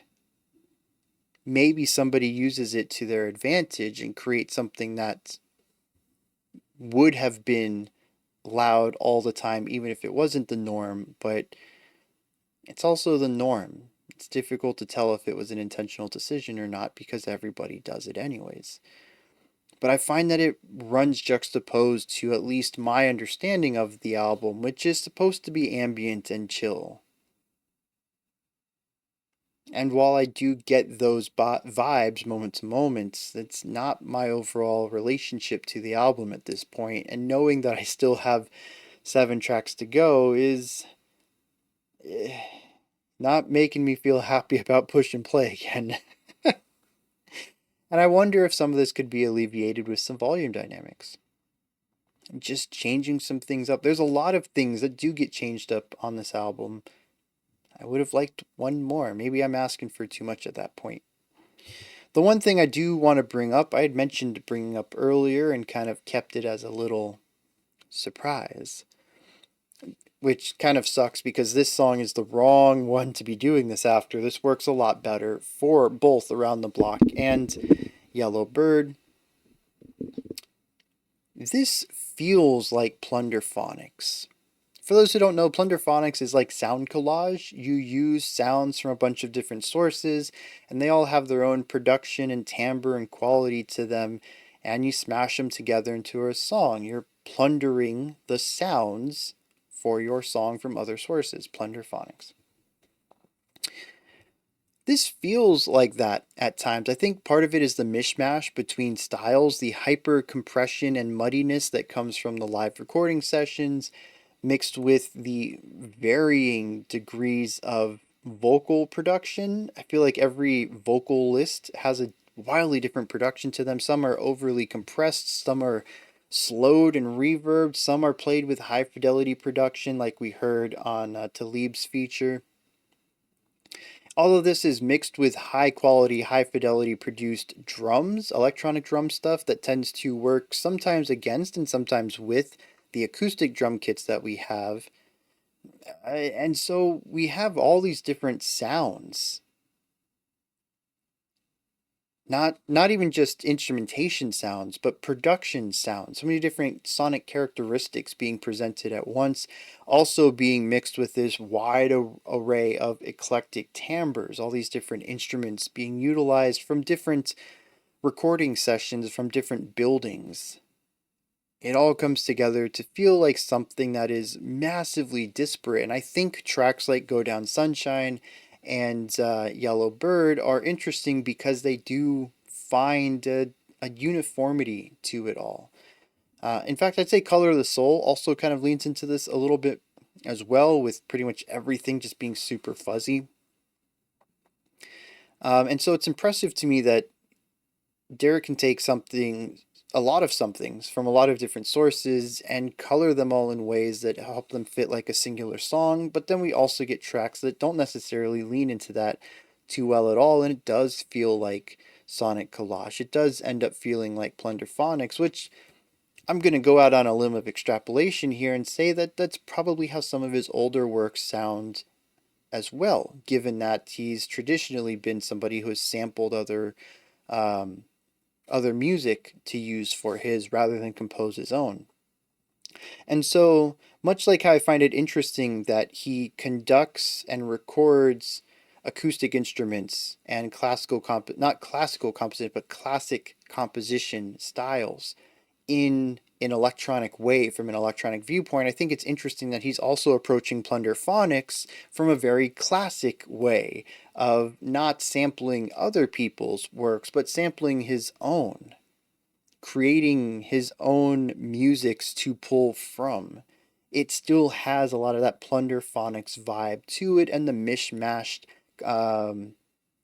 sonic qualities very much remind me of that style of music, but he's not pulling from a bunch of disparate sources. He's pulling from his sources, the ones that he spent the year or two, whatever, that it took him to record all of this. It's his work, played by people who he hired to perform his works, and yet it still sounds like he's plucking from music all over the place. I think it's a wildly interesting perspective on it. And it's just, once again, it's a very unique approach to the album. And I do think that I am way more interested in the concept around the album than the album itself, which I think is fine. But honestly, if I didn't know any of this, I would have a much worse reception to the album as a whole, because even to this point, I'm still not really clicking with it too much. It's fine, it's danceable, there's some cool moments, but it is very much not my cup of tea and tends to be a bit too repetitive at times. Even Go Down Sunshine has one hook and one modification of that hook. The ornamental ideas help the song feel like it progresses somewhere, but I do feel like it didn't justify its 5-minute length. On the flip side, if you enjoyed this vibe and enjoyed the beats, 5 minutes probably went by real fast and it felt perfectly paced for you. So, I'm trying not to add too much more negative commentary to this video, because I've pretty much said my piece after Color of My Soul. Nothing's really changed from there, and it's honestly a subjective element. I don't want to focus on it too much in hopes that I can find objective elements that I can lean into and some cool things to talk about, such as this relationship to Plunderphonics. So that's where we're at here. I'm going to hit some lyrics for this and then we'll push forward. The lyrics for this one is just "Go down, sunshine, see what tomorrow brings," which I think fits some of the heavier, moodier vibes that we heard in this one, especially towards the beginning of the track. It's basically about a day completely beating you down, and you're just like, I'm done with today. Let it be tomorrow. That's what it says. Sunshine, go down. I'm waiting for tomorrow. I think it's one of the first times where I've really found a strong connection between the two, although from that perspective also Go Down Sunshine loses that heavy moodiness at the beginning. Kind of retains some of the somber elements of that, but it loses all the weight. It only takes like 30 seconds before we get into something a bit more adventurous rhythmically. So let's push forward. Next up is So Bright, featuring Ellie.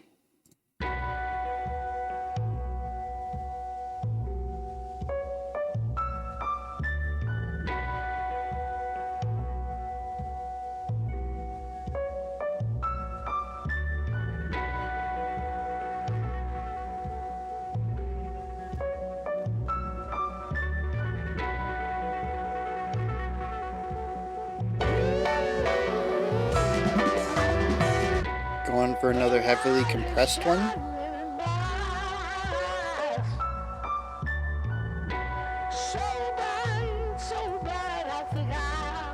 Did I say Ellie? I think I meant Eli. I don't know what I said earlier. This one features Eli.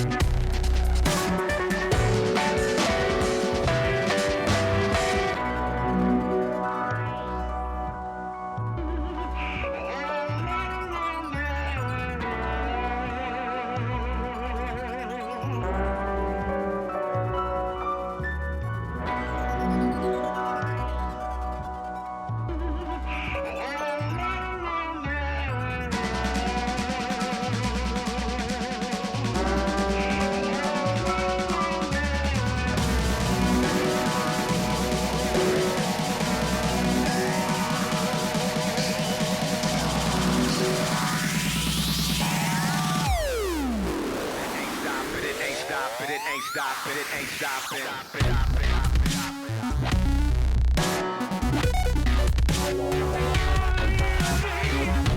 Okay, this is neat.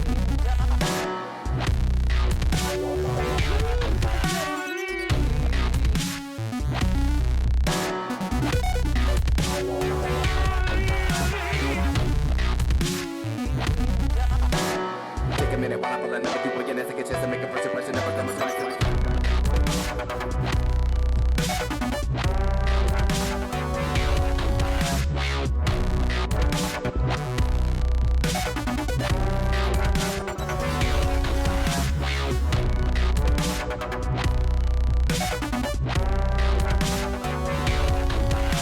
Yeah, so a lot of the instruments are laying down 8 notes ideas like that. Do-do-do-do-do. And the vocal rhythm leans into that.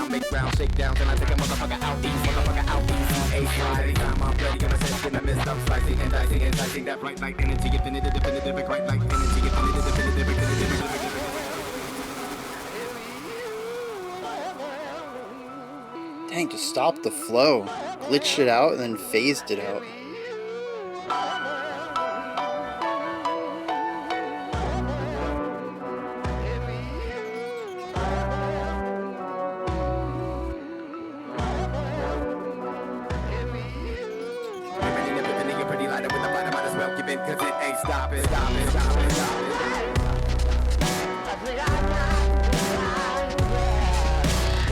Interesting, the vocal set, because it ain't stopping.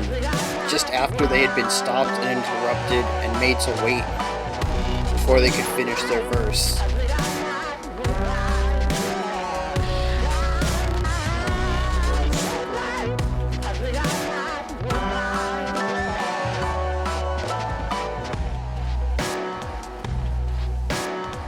Yeah, removing layers, leaving us with more of a bare bones idea here.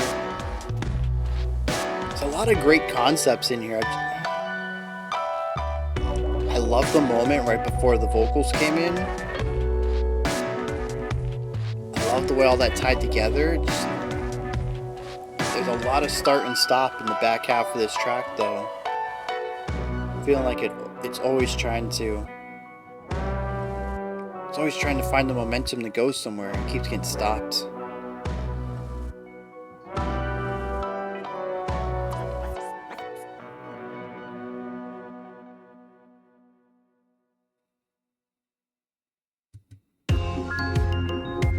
Ooh, now see, that's tasty.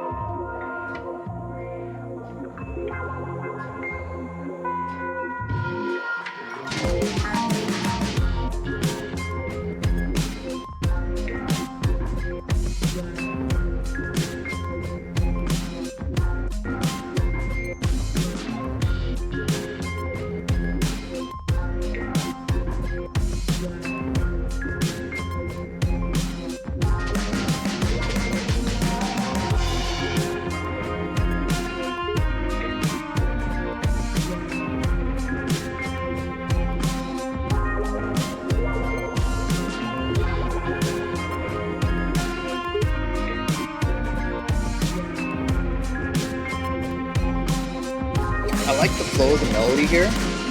The ornamental ideas are dancing around it in a nice way.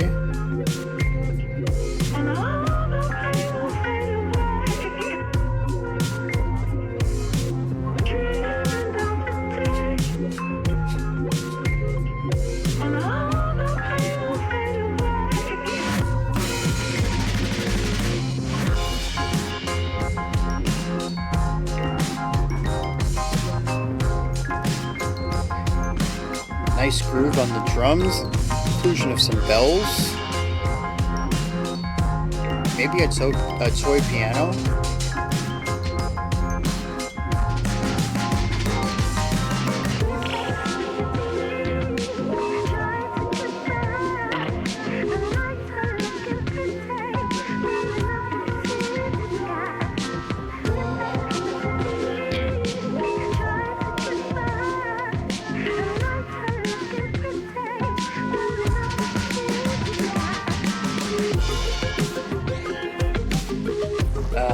Yeah, the bouncing idea in the background is nice.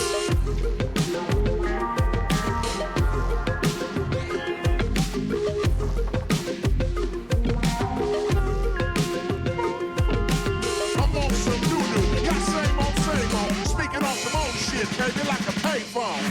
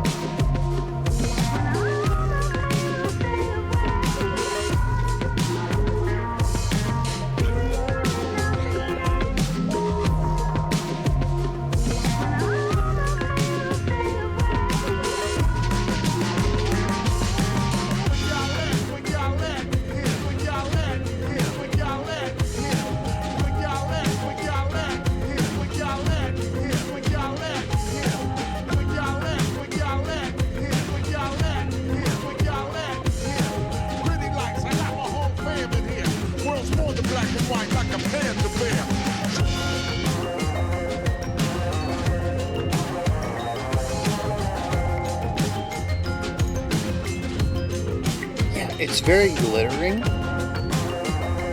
It's very bright. And it's interesting the juxtaposition there with the haziness of the guitar tone.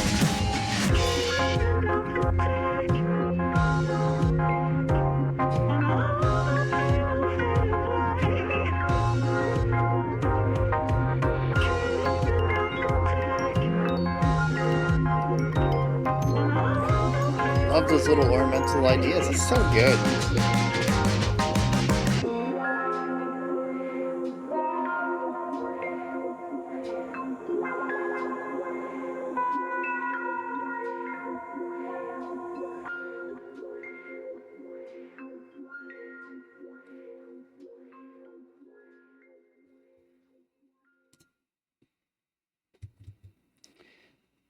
Yeah. Lots of cool stuff going on here. Also, a lot of the same stuff I've been talking about. I think I'm just loosening up my experience with it. Because the thing is, So Bright, Vive Vendetta, they both do what they do very well. They have their sound, their atmosphere, they lean into it, they do different types of layers and ornamentation on top of them. And that's really it. It's the same thing that's been going on this whole track. It's a very hip hop approach to making music. I view it as a little bit more dynamic than some of the hip hop that we've checked out on the channel, but it still sits in within that same realm of music on the simpler side. And so I don't really have a lot to dive into there, though I do want to talk briefly about So Bright, the back end of that. I just really wish it had gone somewhere. It felt like it was trying to start multiple times, and every time it felt like it was getting traction, we would go to something completely different and it would need to build up too. And that never really clicked with me. I was enjoying the flow of that verse, and the song just interrupted it in the middle. Gave us 4 to 8 bars, something like that, of ambient instrumental stuff, and then brought the verse back as if nothing happened, but like something totally did happen. The entire flow of it was disrupted. I don't know. It's that idea of momentum disruption. Every time I think we're going somewhere and we're going to get to a point, a purpose, we restart something else. And that just never quite clicked with me on that track. I'm not sure what the purpose was behind it. Maybe it makes sense to Derek. I don't know. It just never clicked with me though. Vibe Vendetta, I think my problem with it particularly is just pacing, which I think is going to be an issue with a lot of tracks. Although going back to So Bright, I really love the pacing of the first half of it. I thought it moved really well once we got into that US dubstep sound where you would get like 2 beats of one sound, 2 beats of a different sound, 4 beats of this sound, but they all came together in like a sort of hocket, bringing together a unified melody. That absolutely worked for me. I love the introduction of the eighth notes that took us into the eighth notes of the vocal rapping. Like it all seemed to flow really well. Everything was well paced. Nothing stuck around for too long. There was always something exciting going on. And then, and then the back half happened. But then we get to Vibe Vendetta, and it's one of those ones that's just hyper focused on a specific sound. And there's nothing wrong with that. I don't want to say that this is a bad song on the album. It's just one that isn't working for me as well. Though, as you noticed, I was grooving with it, and I think that's honestly going to be my highest compliment for this stuff. I don't know if Derek envisions it as dance music, but that's certainly my best relationship to it. I find that there is interesting conversations to be had about it, and there's a lot of worth in it from an academic perspective. It kind of reminds me of Autechre, where I don't necessarily enjoy the music, but I'm so intrigued about the process of it that I think it's well worth diving into for anybody who's making music, but especially if you're deciding to make digital music. This is an artist, specifically this album, maybe others, but this one specifically I can attest to is one that you need to study the process of the creation on.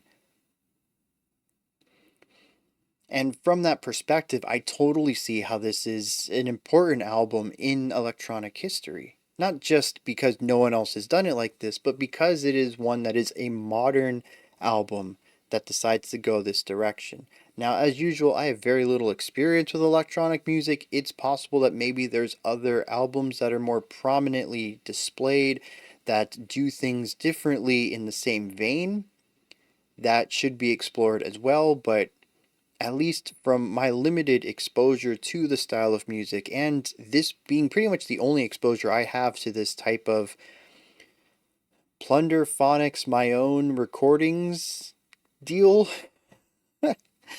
I think it's something that definitely needs to be investigated by anybody who's wanting to make electronic music. There is a real strong sense of vision and execution on here that cannot be denied.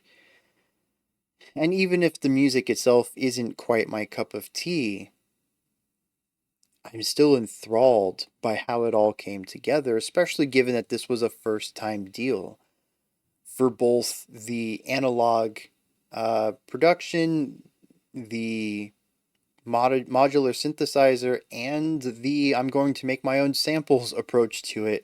He decided to really challenge himself on this album, and I think it paid off. Let's hit some lyrics and see what's going on there. I'm not quite sure what So Bright is about. It's a duet between some type of soul style singing and rapping. The more melodic vocals say the light is shining bright, so bright I think I might go blind. But something is changing my light, it ain't stopping, don't leave me.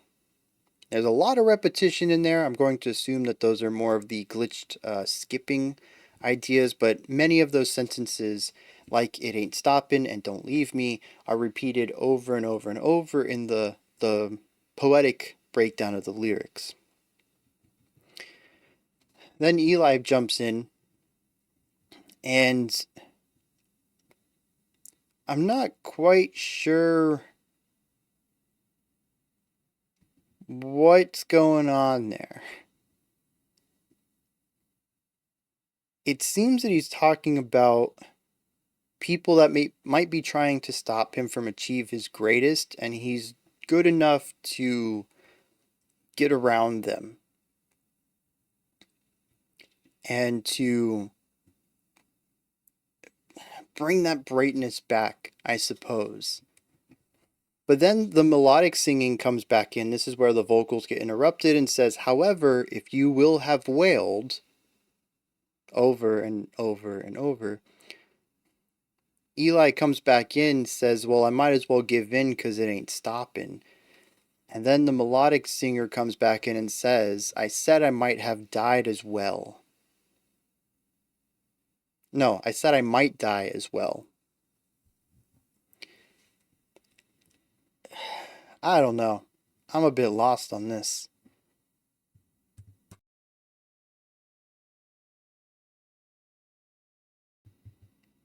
We move on to Vibe Vendetta. It just says, dreaming of the day when all the pain will fade away. And I'm coming to a conclusion here because I decided to pull up the rest of the lyrics, being that we're done with the two features. They were both rappers, and basically anything that didn't have a feature was a short little poem, usually on heavy repeats. So the next track we have is Done Wrong.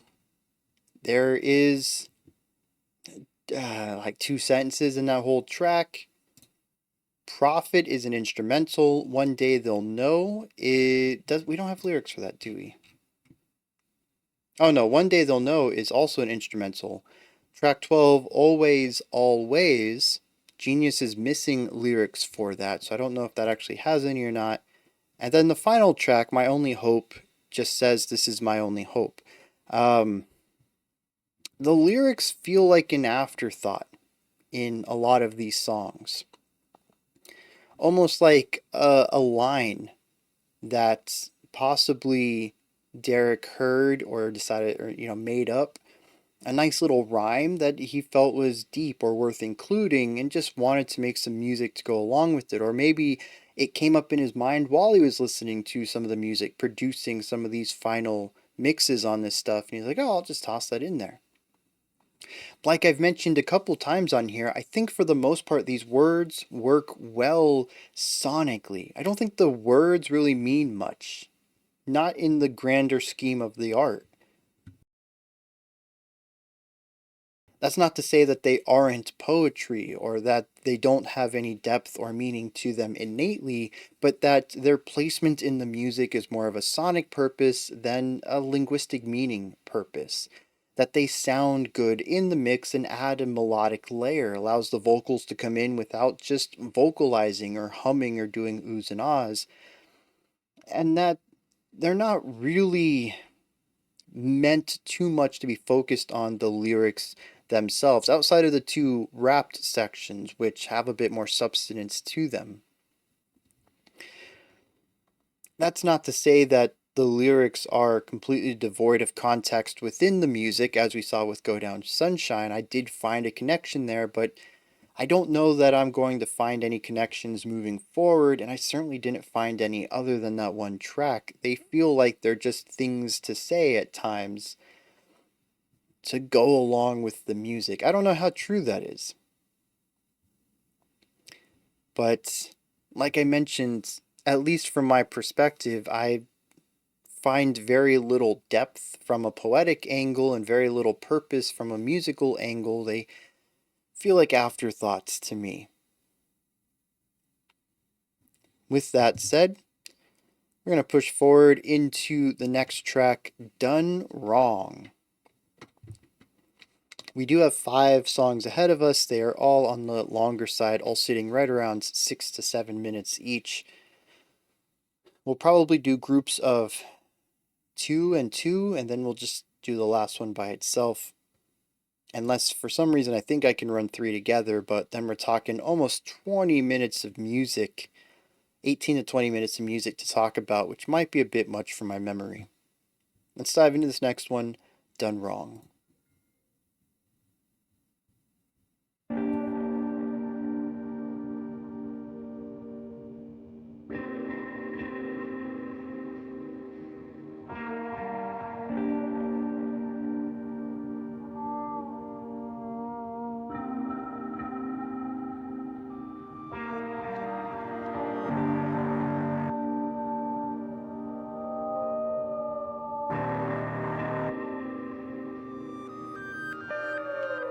Absolutely beautiful soundsphere we have here. The high compression, I think, in this one works really well, especially with those really high shrill sounds piercing through that atmosphere.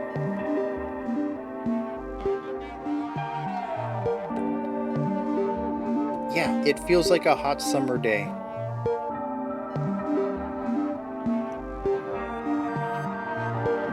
Just sweaty, melty, miserable.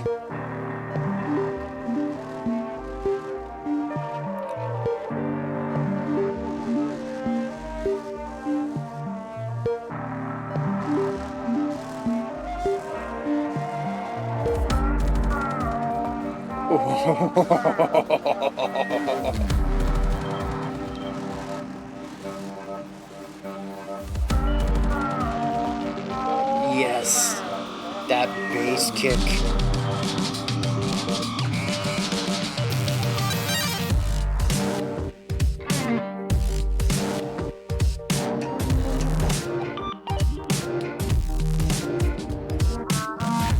It's a fun little vibe.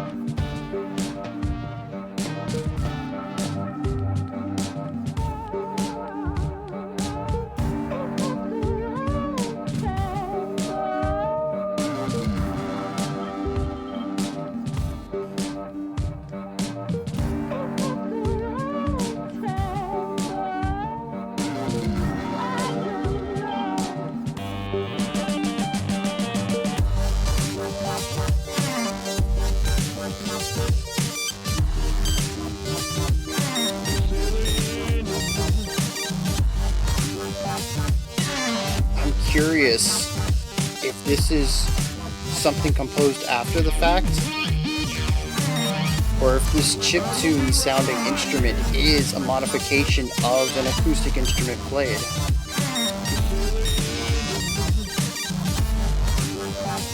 Oh, he did use a modular synth though, so that's probably what it is.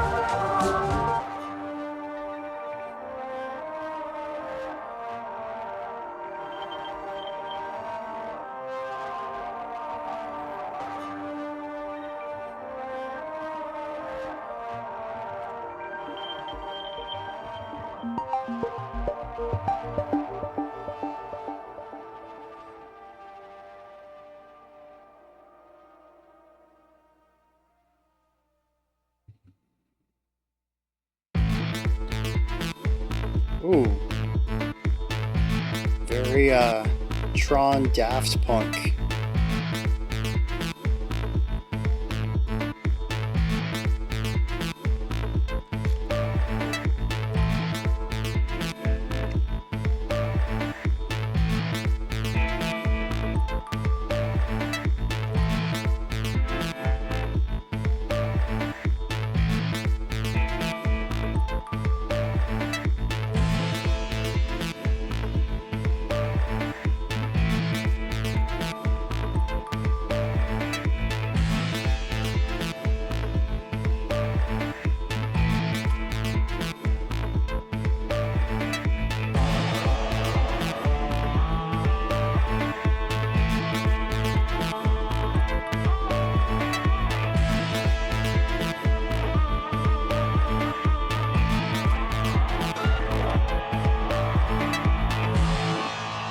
Oh, long build-up on this one.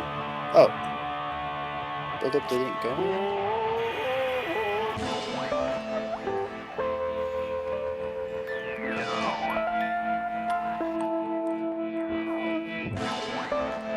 Always keeping me on my toes. Sometimes we got build-ups to drops. Just makes sense. Sometimes we build up to just dissipate it. Feels like I never know where he's going.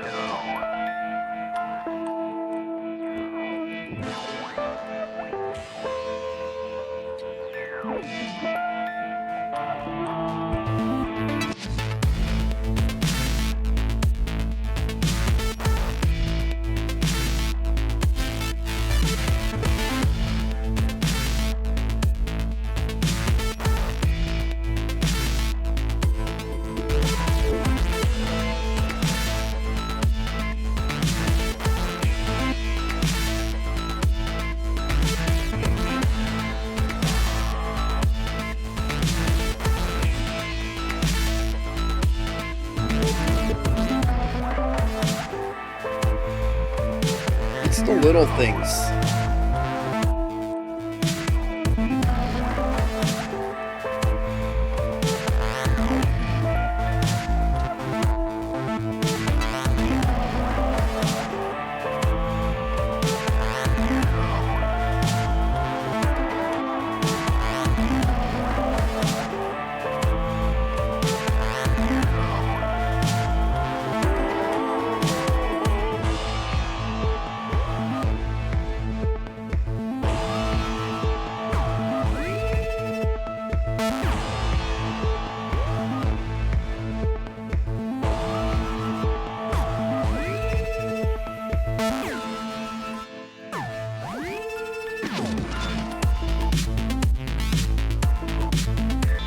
Yeah, like, we're 3 minutes in on this same melody,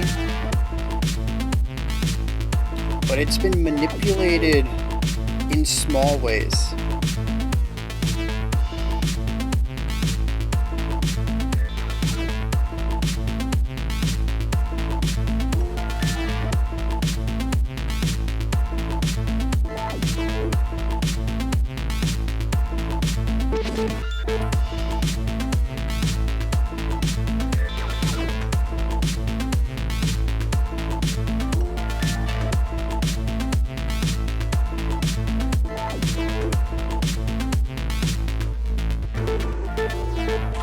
See, it's wild to me too just how distant we are from what I assume is the original sound at this point.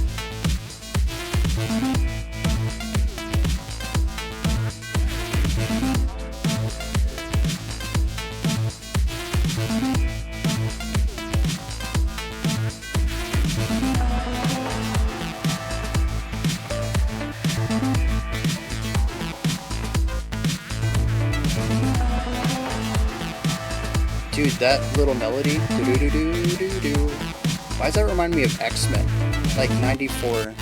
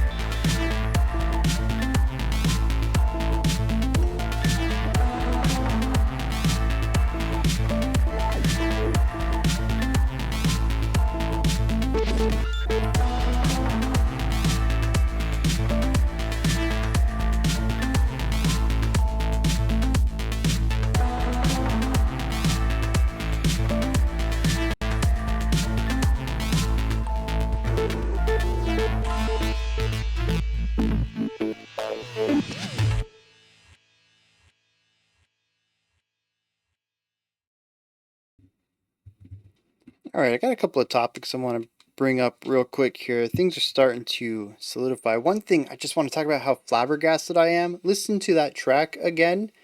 Um, and if you weren't keeping in mind, because I had certainly forgot about it, that's all real instruments. You know, we look back hours ago and we look at what we heard in Color of My Soul and press pause and Let's Get Busy when we could still hear, albeit through that fuzzy mid-fi uh, production and recording environment, we could still hear the instruments. I could make out trumpets and trombones and drum kits. Can you hear any of that anymore? I find that absolutely bewildering, and I really shouldn't. I do much of the same thing. If you've listened to anything that I've put out recently, which I guess I've really only put one thing on my composition channel recently, but I've had a few things that I've released on Discord for the composition jams. I create digital sounds, but I primarily use instruments I'm accustomed to. I write for violin and piano and trumpet and handbell, glockenspiel, drum kit, and then I modify them to make them sound digital. Like, the process is similar, even if I'm using libraries and he went out and got people to play for him, which would be really cool if I could do that.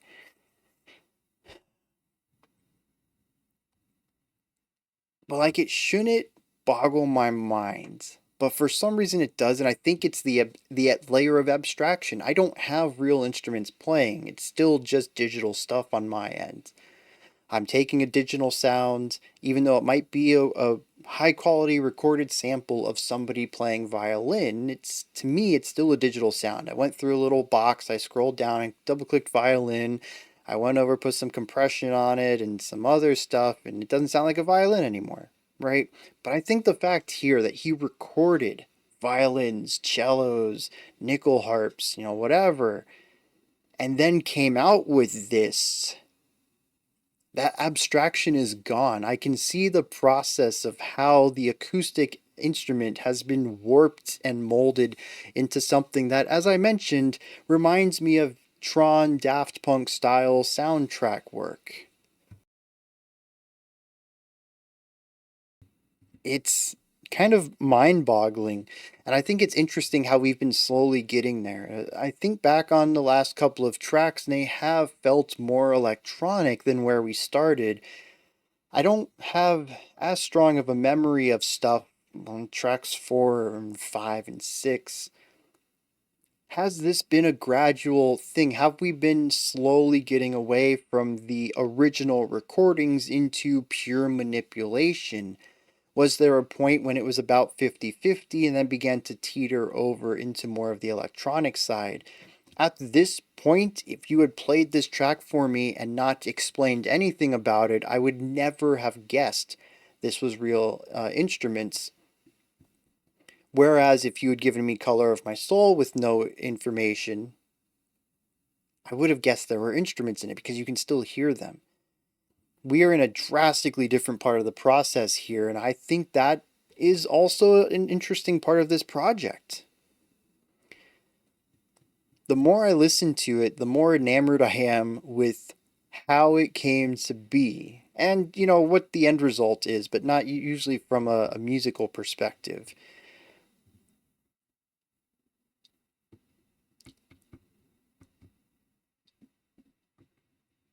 As usual, when it comes to something like this, I have a lot of questions I'd love to ask. I should probably, I'll tell you what, man.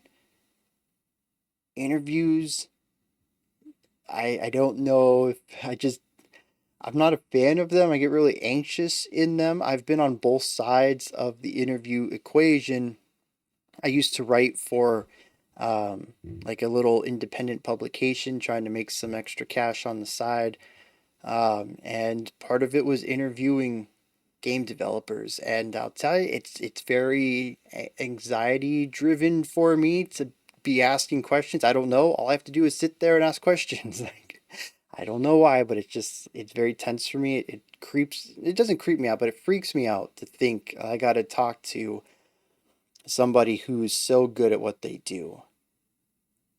I guess. I don't know. So, like, I have a lot of questions I'd like to ask him, much like, a lot of the times we get done with a song or something like, dang, I got so many questions.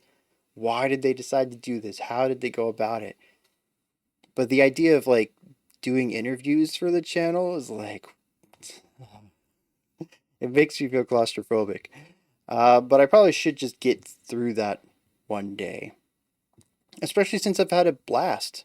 I've been on the other side of it, being interviewed by Key of Jeebs and Morgan from Prague School. So I have a blast doing them. It's just the nerves. It's like whenever I perform, man, I have stage fright. I legitimately do. I don't like getting in front of cameras. I don't like performing in front of people. But once you get into it, you loosen up, right?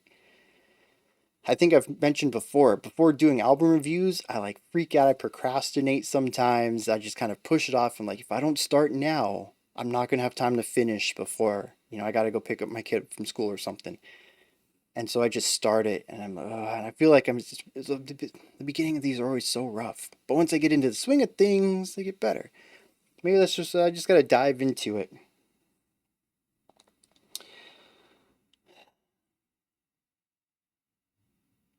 The other thing I wanted to bring up, though, now that tangent's over, there are small changes throughout this. I notice it particularly with Done Wrong and Prophet as we've moved away from what was actually recorded, which felt more structured, especially towards the beginning when I even talked about the first track feeling very linear.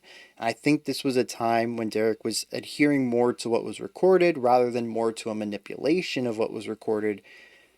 As we get into some of this later stuff, Vi Vendetta, Done Wrong, Prophet, and we begin to hear less and less of the actual instruments and more of the manipulation of them, I find that the songs are also becoming a bit more repetitive.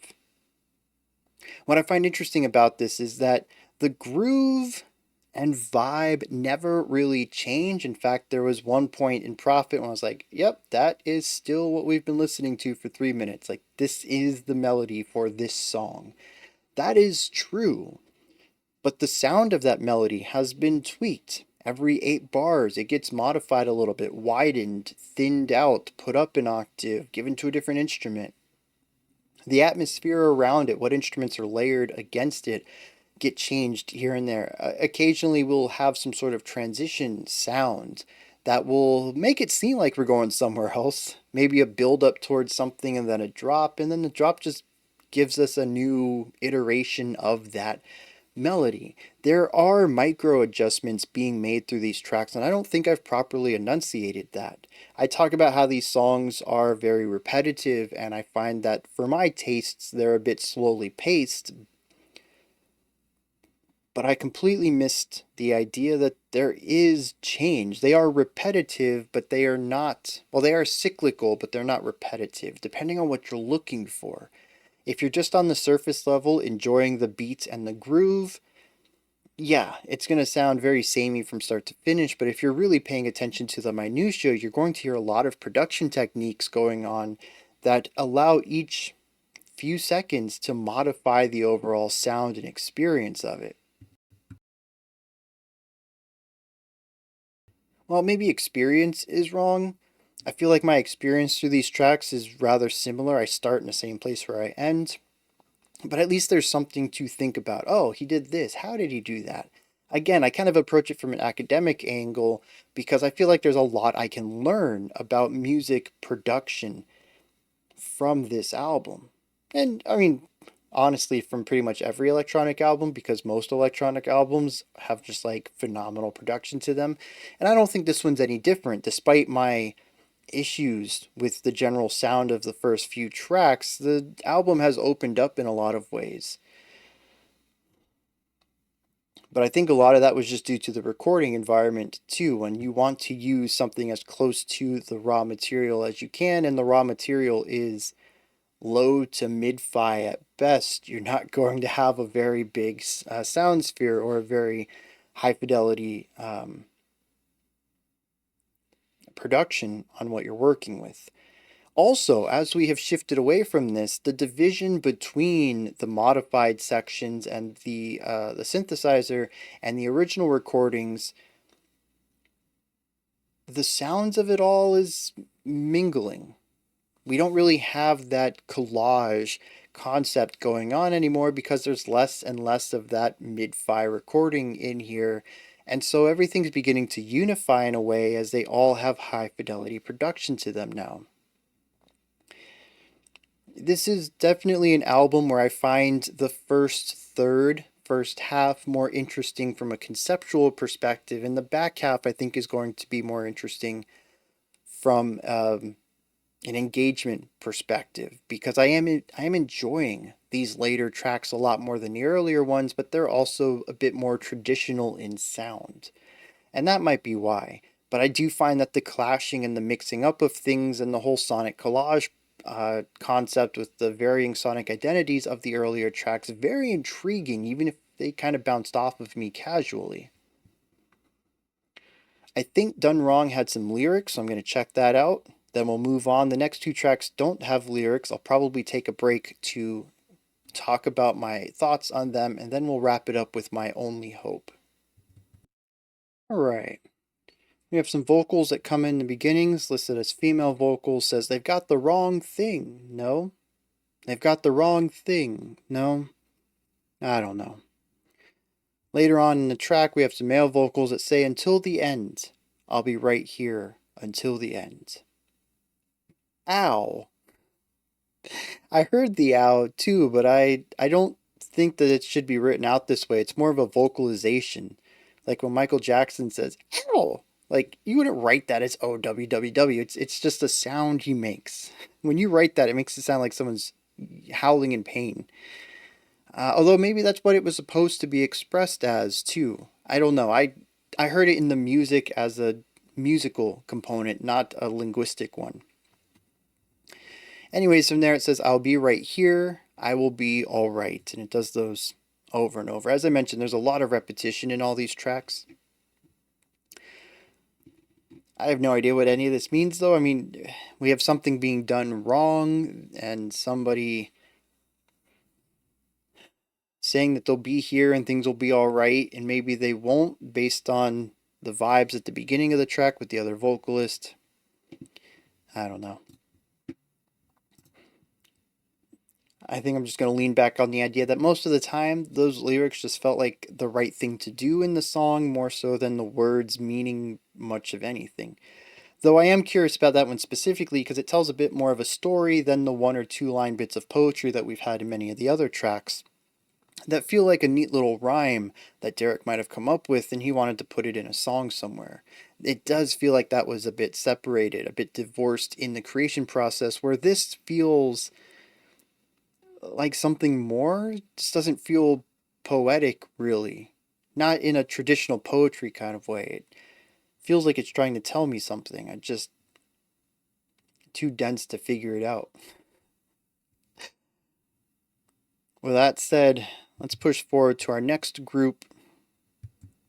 As I mentioned, one of these at least is an instrumental. The other one, Genius, just doesn't have lyrics for, though it could also be an instrumental. We're also going to look at the longest track on the album, which is this one up next, One Day They'll Know. It's 6:59, which is wild because we heard this on a live stream and the limit for live stream requests is 7 minutes. So this comes in just under it. Someone was really pushing the requirement there. Let's dive into it, see if I recognize it at all.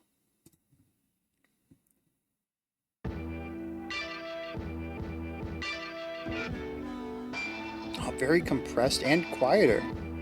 As you can see, it's not capped out over there.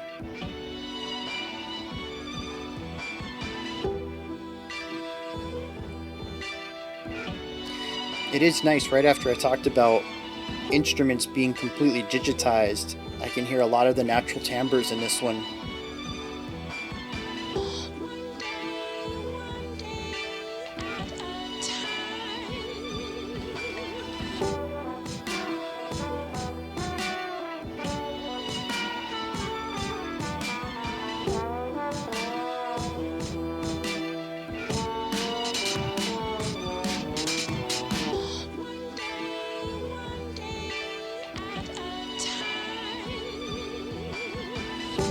It is interesting though. This was supposed to be an instrumental, no?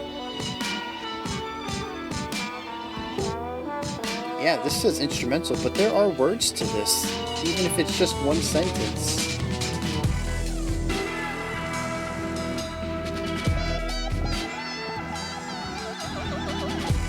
That's a really cool modification of that vocal. It almost sounds like using a plunger.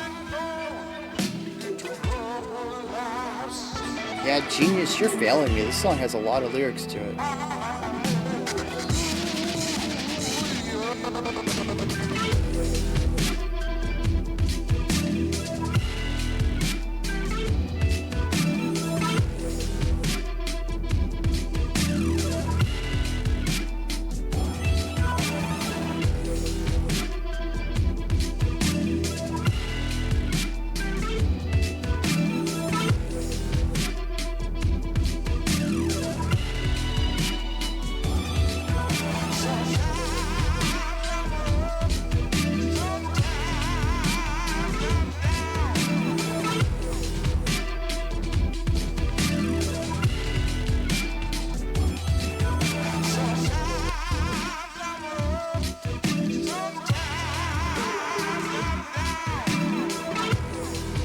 Yeah, really cool mixture of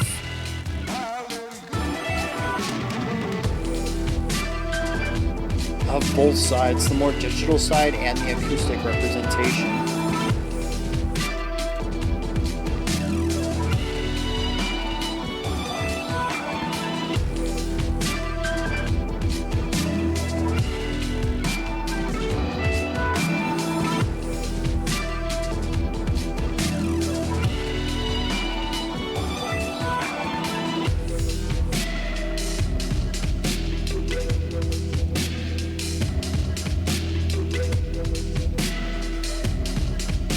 Yeah, cool atmospheric shift here. Very spacious.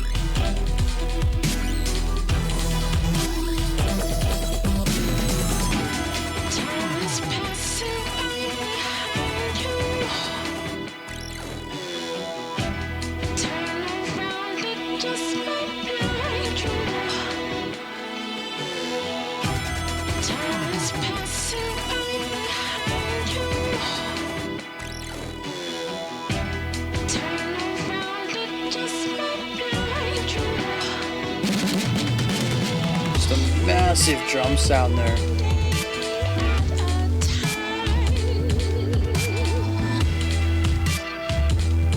I find that many of the drum beats are very similar throughout these tracks.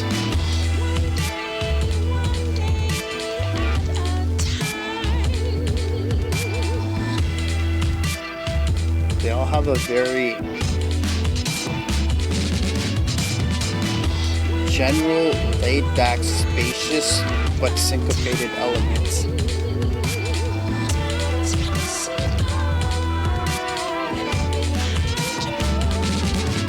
There's movement, and then there's a hold. And a movement and a hold.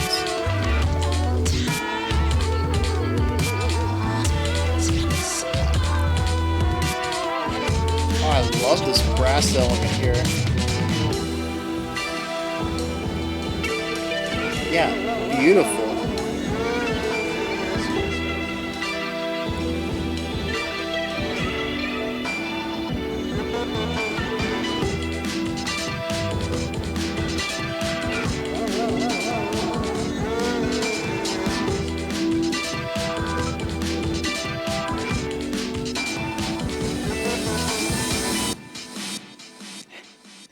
Throwing a little bit of backmasked, not backmask, just reverse, right?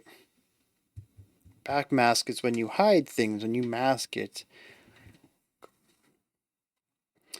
Yeah, so I don't remember that at all. And we checked that out, I guess about a year and a half, 2 years ago, which, I mean, yeah, I listened to a lot of music in that time. Thousands of songs in that time frame. I'm not going to remember it all. But yeah, I thought that was a really well done mixture. You know, we just got done listening to Vibe Vendetta, Done Wrong, Prophet, a lot of songs that focus more on the electronic side of this, as a opposition to some of the earlier tracks, which still had a lot of that raw recording raw recorded instrumentation in it.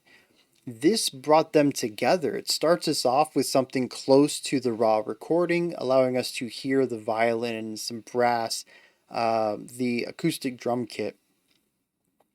Slowly works in some electronic sounds on top of that. Some of it may be made with the synthesizer, and some of it may be modulation of the instruments that they recorded. This blending finds a nice middle point before the electronic side takes over, and we get more of a US dubstep kind of thing going on for the middle 2 minutes-ish of the track, which has a groovy, disjointed sort of thing going on. I mean, it's dubstep, right? Lots of different sounds working in tandem to create something that sounds deep and complex, but is actually just a lot of simple layers built on top of each other. I just came to this weird thought. I don't know if anyone else agrees with this. I don't even know if I agree with it yet. But my brain was like, you should tell them that dubstep is the gent of electronic music. And I'm like, should I though, brain? Is that something I should say? But now I've said it. So like, does anyone agree with that? The more I think about it, I'm like 50-50 on it. It kind of fits. I don't know. Where do I come up with this stuff?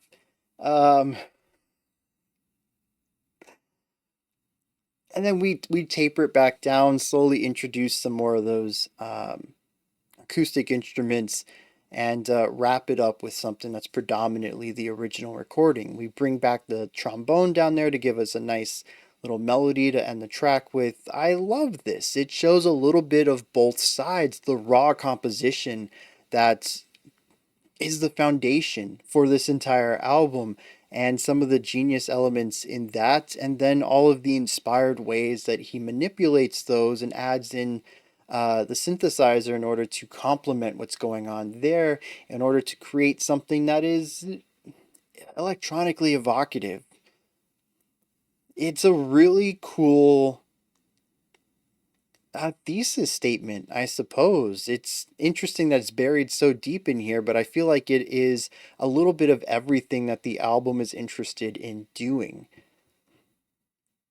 In a sense, to me, this feels like the end of the album. We started acoustic, we rose in intensity until we hit like pure electronic stuff with Prophet. And now we have found the actual midpoint of these two styles and created, I would say, the piece of the song. Or sorry, the piece of the album.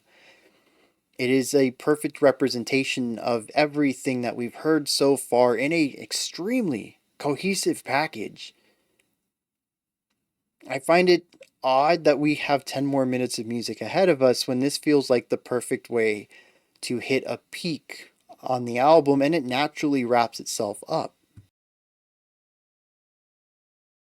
Now, I could see one more song being on the album to act as an epilogue, to take that energy that we slowly faded out and then wrap up the entire album, but we have two more ahead of us, and I'm kind of curious what's going to happen with those.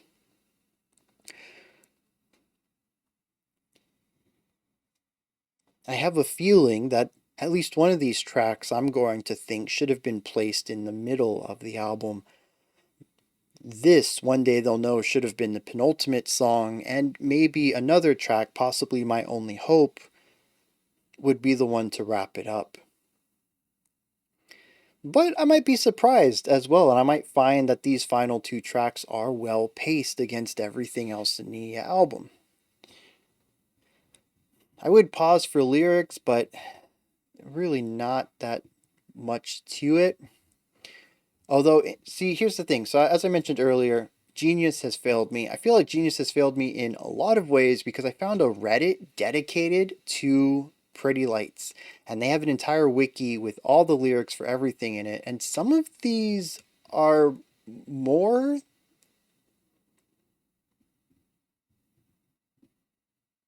Some of these are a lot more than what Genius had. For instance, Vibe Vendetta, I said, was just dreaming of the day when all the pain will fade away. But there's more to it. Living in the city, trying to get by, the lights are looking pretty, filling up the city skies. That repeats over and over and over. Where are y'all at? Where are y'all at in here? Pretty Lights, I got my whole fam in here. World's more than black and white like a panda bear. It's possible that some of this is really pushed to the background, and it's possible that some of this showed up in demos that you can faintly still hear on the final release. I don't know.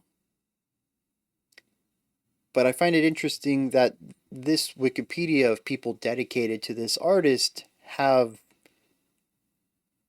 massively expanded and sometimes corrected, possibly, such as Eli's rap in So Bright has a line in it that Genius doesn't. So I don't know where the truth is. I'm sure it lies somewhere between the two of them. But at the very least, they have lyrics for One Day They'll Know, and I heard lyrics, so I know they're there. One day at a time, sometimes I'm up, sometimes I'm down. There was also the male vocalist that came in and said, nobody knows the trouble I've seen. They said something else, and I can't tell you what the other line is. It's not here, though. Neither is that line I just mentioned. I've recalled that from memory. And then the next line that they have, the female vocalist comes back in and says, time is passing right behind you. Turn around, it just might blind you. One Day They'll Know is the title of this track, and it's about a person who has ups and downs, good days and bad days, and hopefully the bad days are behind them. But regardless, time has passed them by. Some of that time has been wasted. Some of that time has been them clawing to fight to where they're at now. Not necessarily wasted time, but it would have been nice if they didn't start with such a crummy hand. That kind of feeling. What that has to do with the song, again, I don't know. I feel like they're just things that sound good at the moment. It's not a bad message at all. I think it's kind of cool how it's all working together despite having two vocal deliveries, but it doesn't really come together as part of the music as much as it's just some lyrics I'm reading that happen to have been in the song. I feel like a broken record on that point, but it is how I continue to feel regarding the lyrics on this album. With that said, we're going to push forward into our final two tracks here. We have Always, Always. And we'll run that directly into the final track, My Only Hope, and see how this album gets wrapped up.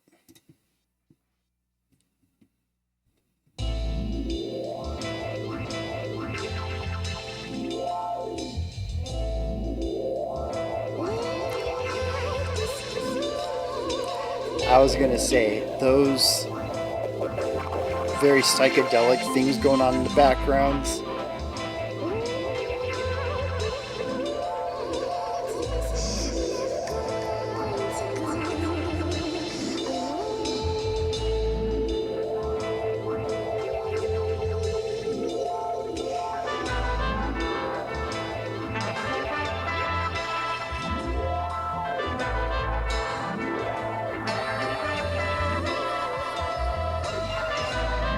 Oh, okay.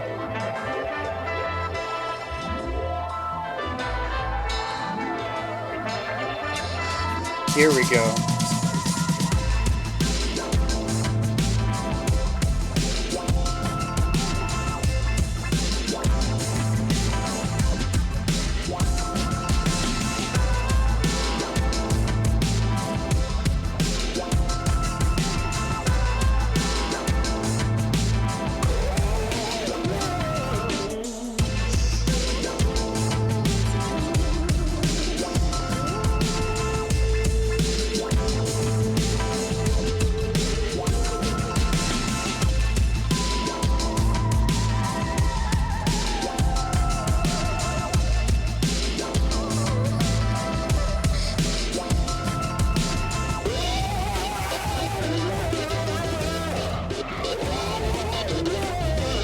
Holy compression, Batman.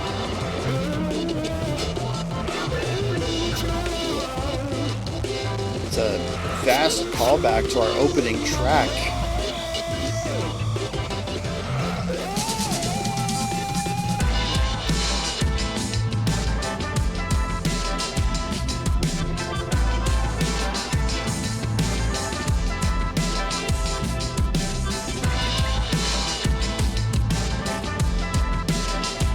I like how much of the acoustic instrumentation is in here. And I feel like sonically, it's not clashing against the cleaner elements like the drums here, as much as it did earlier in the album when we were mixing sounds like this. Now that could be because this was recorded in a different studio. Maybe it's just not as jarring of a raw recording sounds.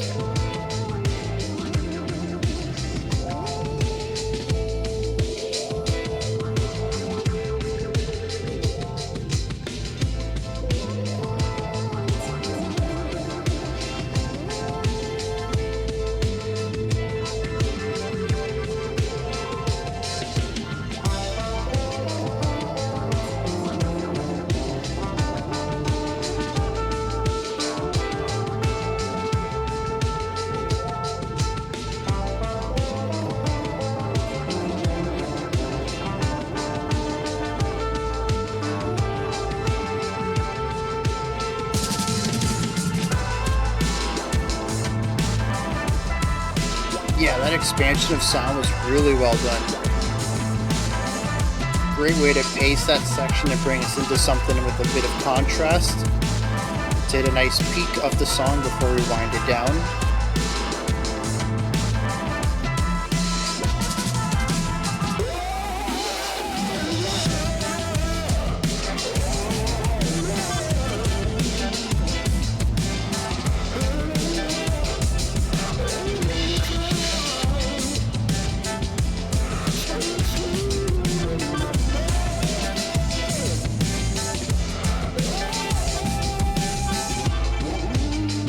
That's just vocalization, right? I find it really difficult to hear syllables.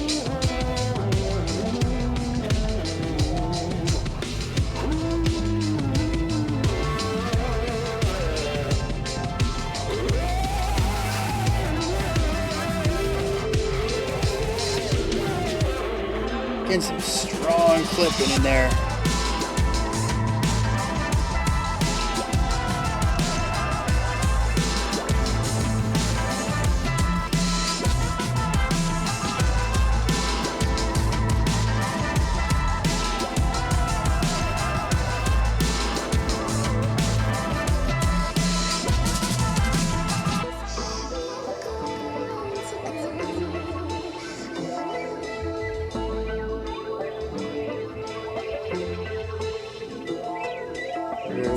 groovy.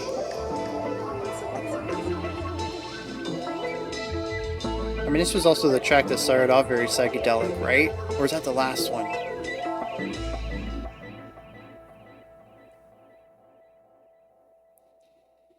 All right.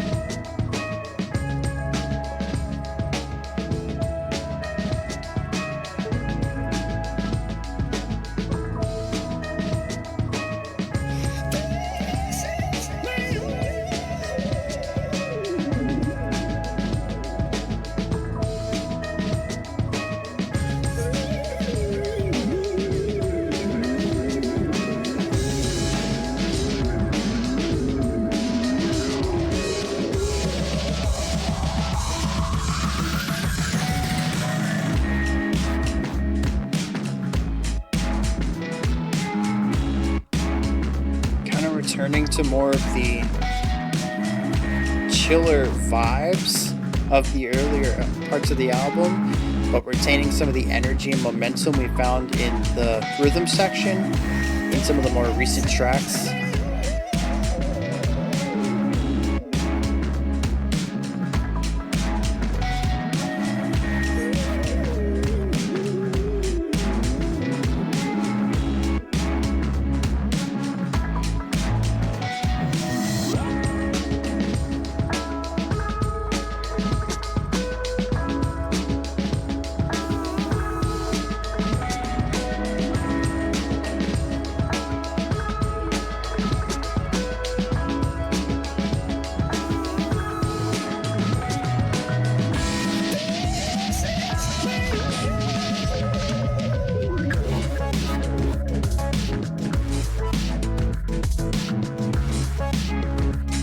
I think the soundscapes on this track are nice.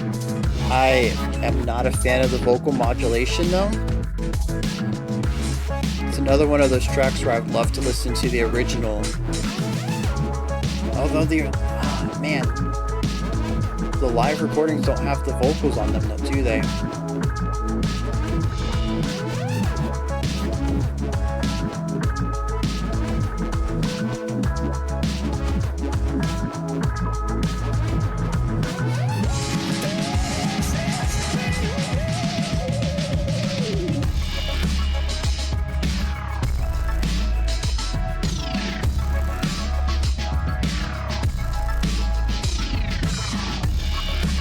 I think this track is a perfect showcasing of using vocals as musical texture more so than linguistic poetry though.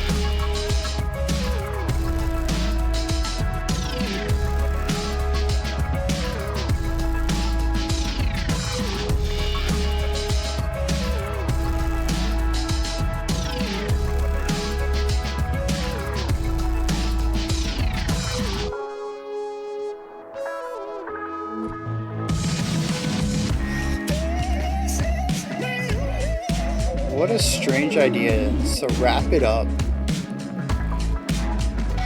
and then bring the intensity back up to a peak for the last 30 seconds. That was a fine stopping point. Yeah. We had 8 more bars of energy before dissipating. I don't get that decision.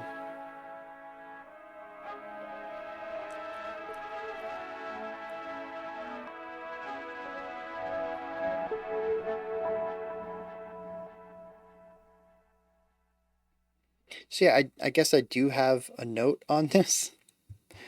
It isn't to put something into the middle of the album though. It just chuck My Only Hope. Maybe take the last 30 seconds of it and find a way to retweak it to fit the end of Always Always. But see, the thing is, I like the lyrics here. Nah, just slap that on the end of Always Always. Mix the two songs together. Don't give me all that stuff that was going on. No, I'm getting too cynical, I think. I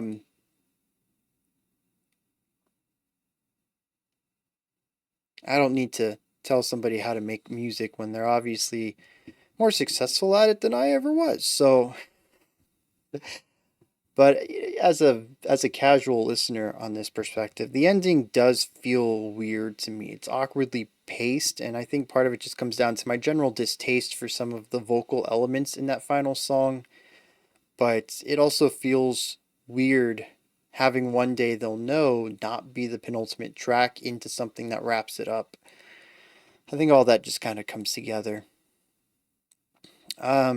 Generally speaking, though, once again,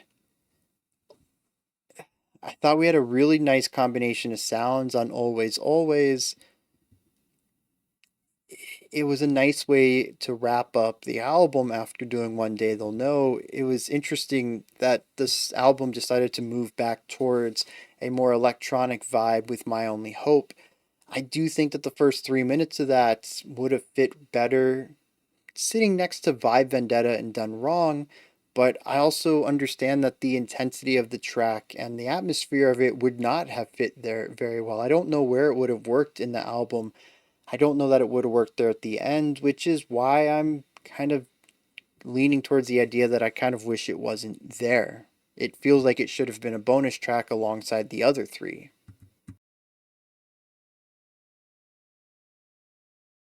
However, I do like the general vibes of it, and I like the message of it.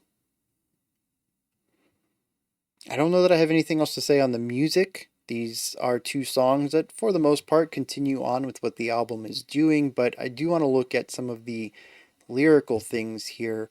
Always, always says, when the light has cometh, never going to go away. Over and over and over and over and over and over. I like this because the album is called Pretty Lights. The idea is that I'm not leaving. I have found my place in this. If I remember the wiki correct, of course I don't have the Wikipedia page open anymore because, why would I do something like that?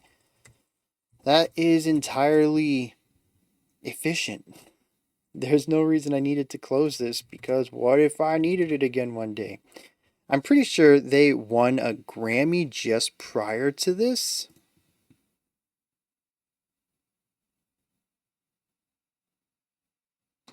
No. This album received a nomination for Best Electronica Album in 2014.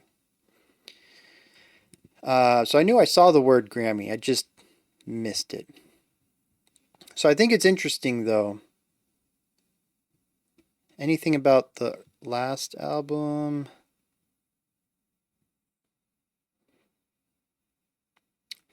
No. Oh, wait, do we have a... No, it doesn't seem like they have won any awards for this. Anyways, though, the idea that I'm getting at here is now that Pretty Lights is cemented, right? This is their third album? Oh, fourth album. Oh, it was also their final one. What happened? Where did Derek go after this? Well, it says there's current touring members.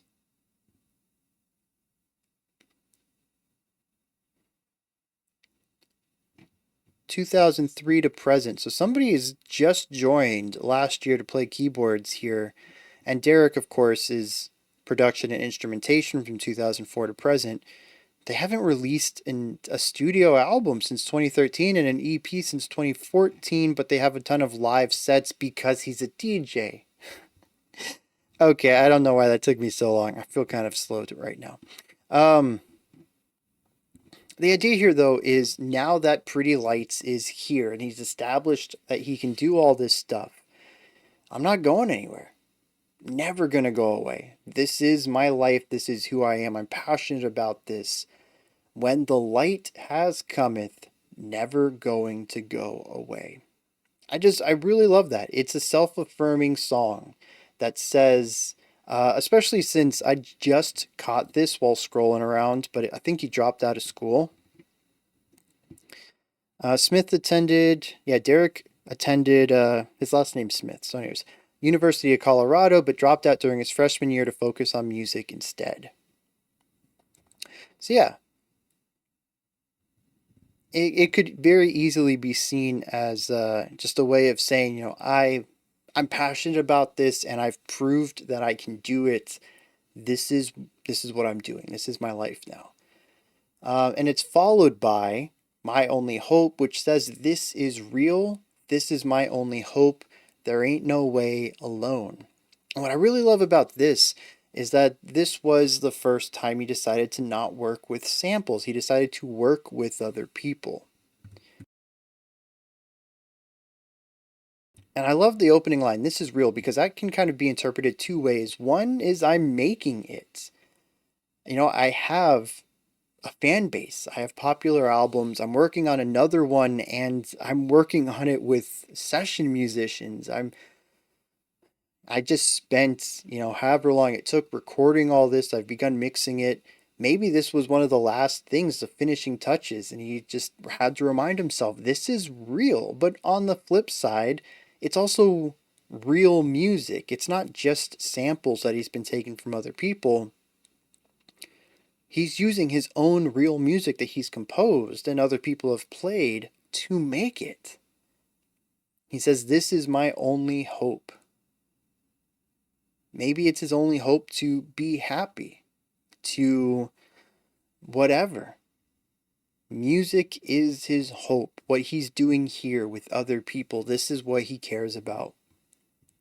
These two tracks really hit me. I mean, a lot of the other songs are about time passing you by. I don't know how old he was at this point, but I mean, I can certainly relate to that. But this one feels very personal. These two tracks back to back, and I think it's a great way to wrap the album up. I just wish musically it made more sense to me.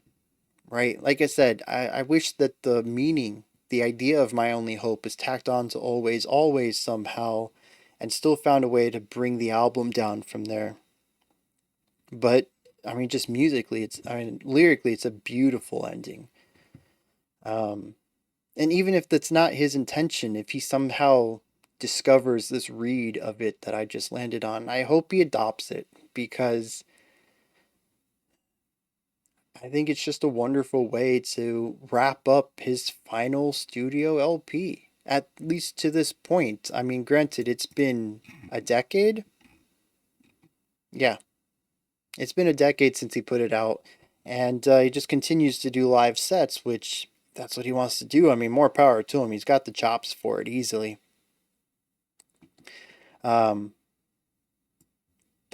even if that is his last album, I think that's a fantastic way to wrap up the final experience that he gives people to listen to, is him creating this self-affirming message that this is all real, that this is me, that this is my passion, and this is what I'm going to pursue forever, and I'm always going to have these people to support me. It's not something I'm going to try to do alone. It's just wonderful. It really is a gorgeous way to wrap it up.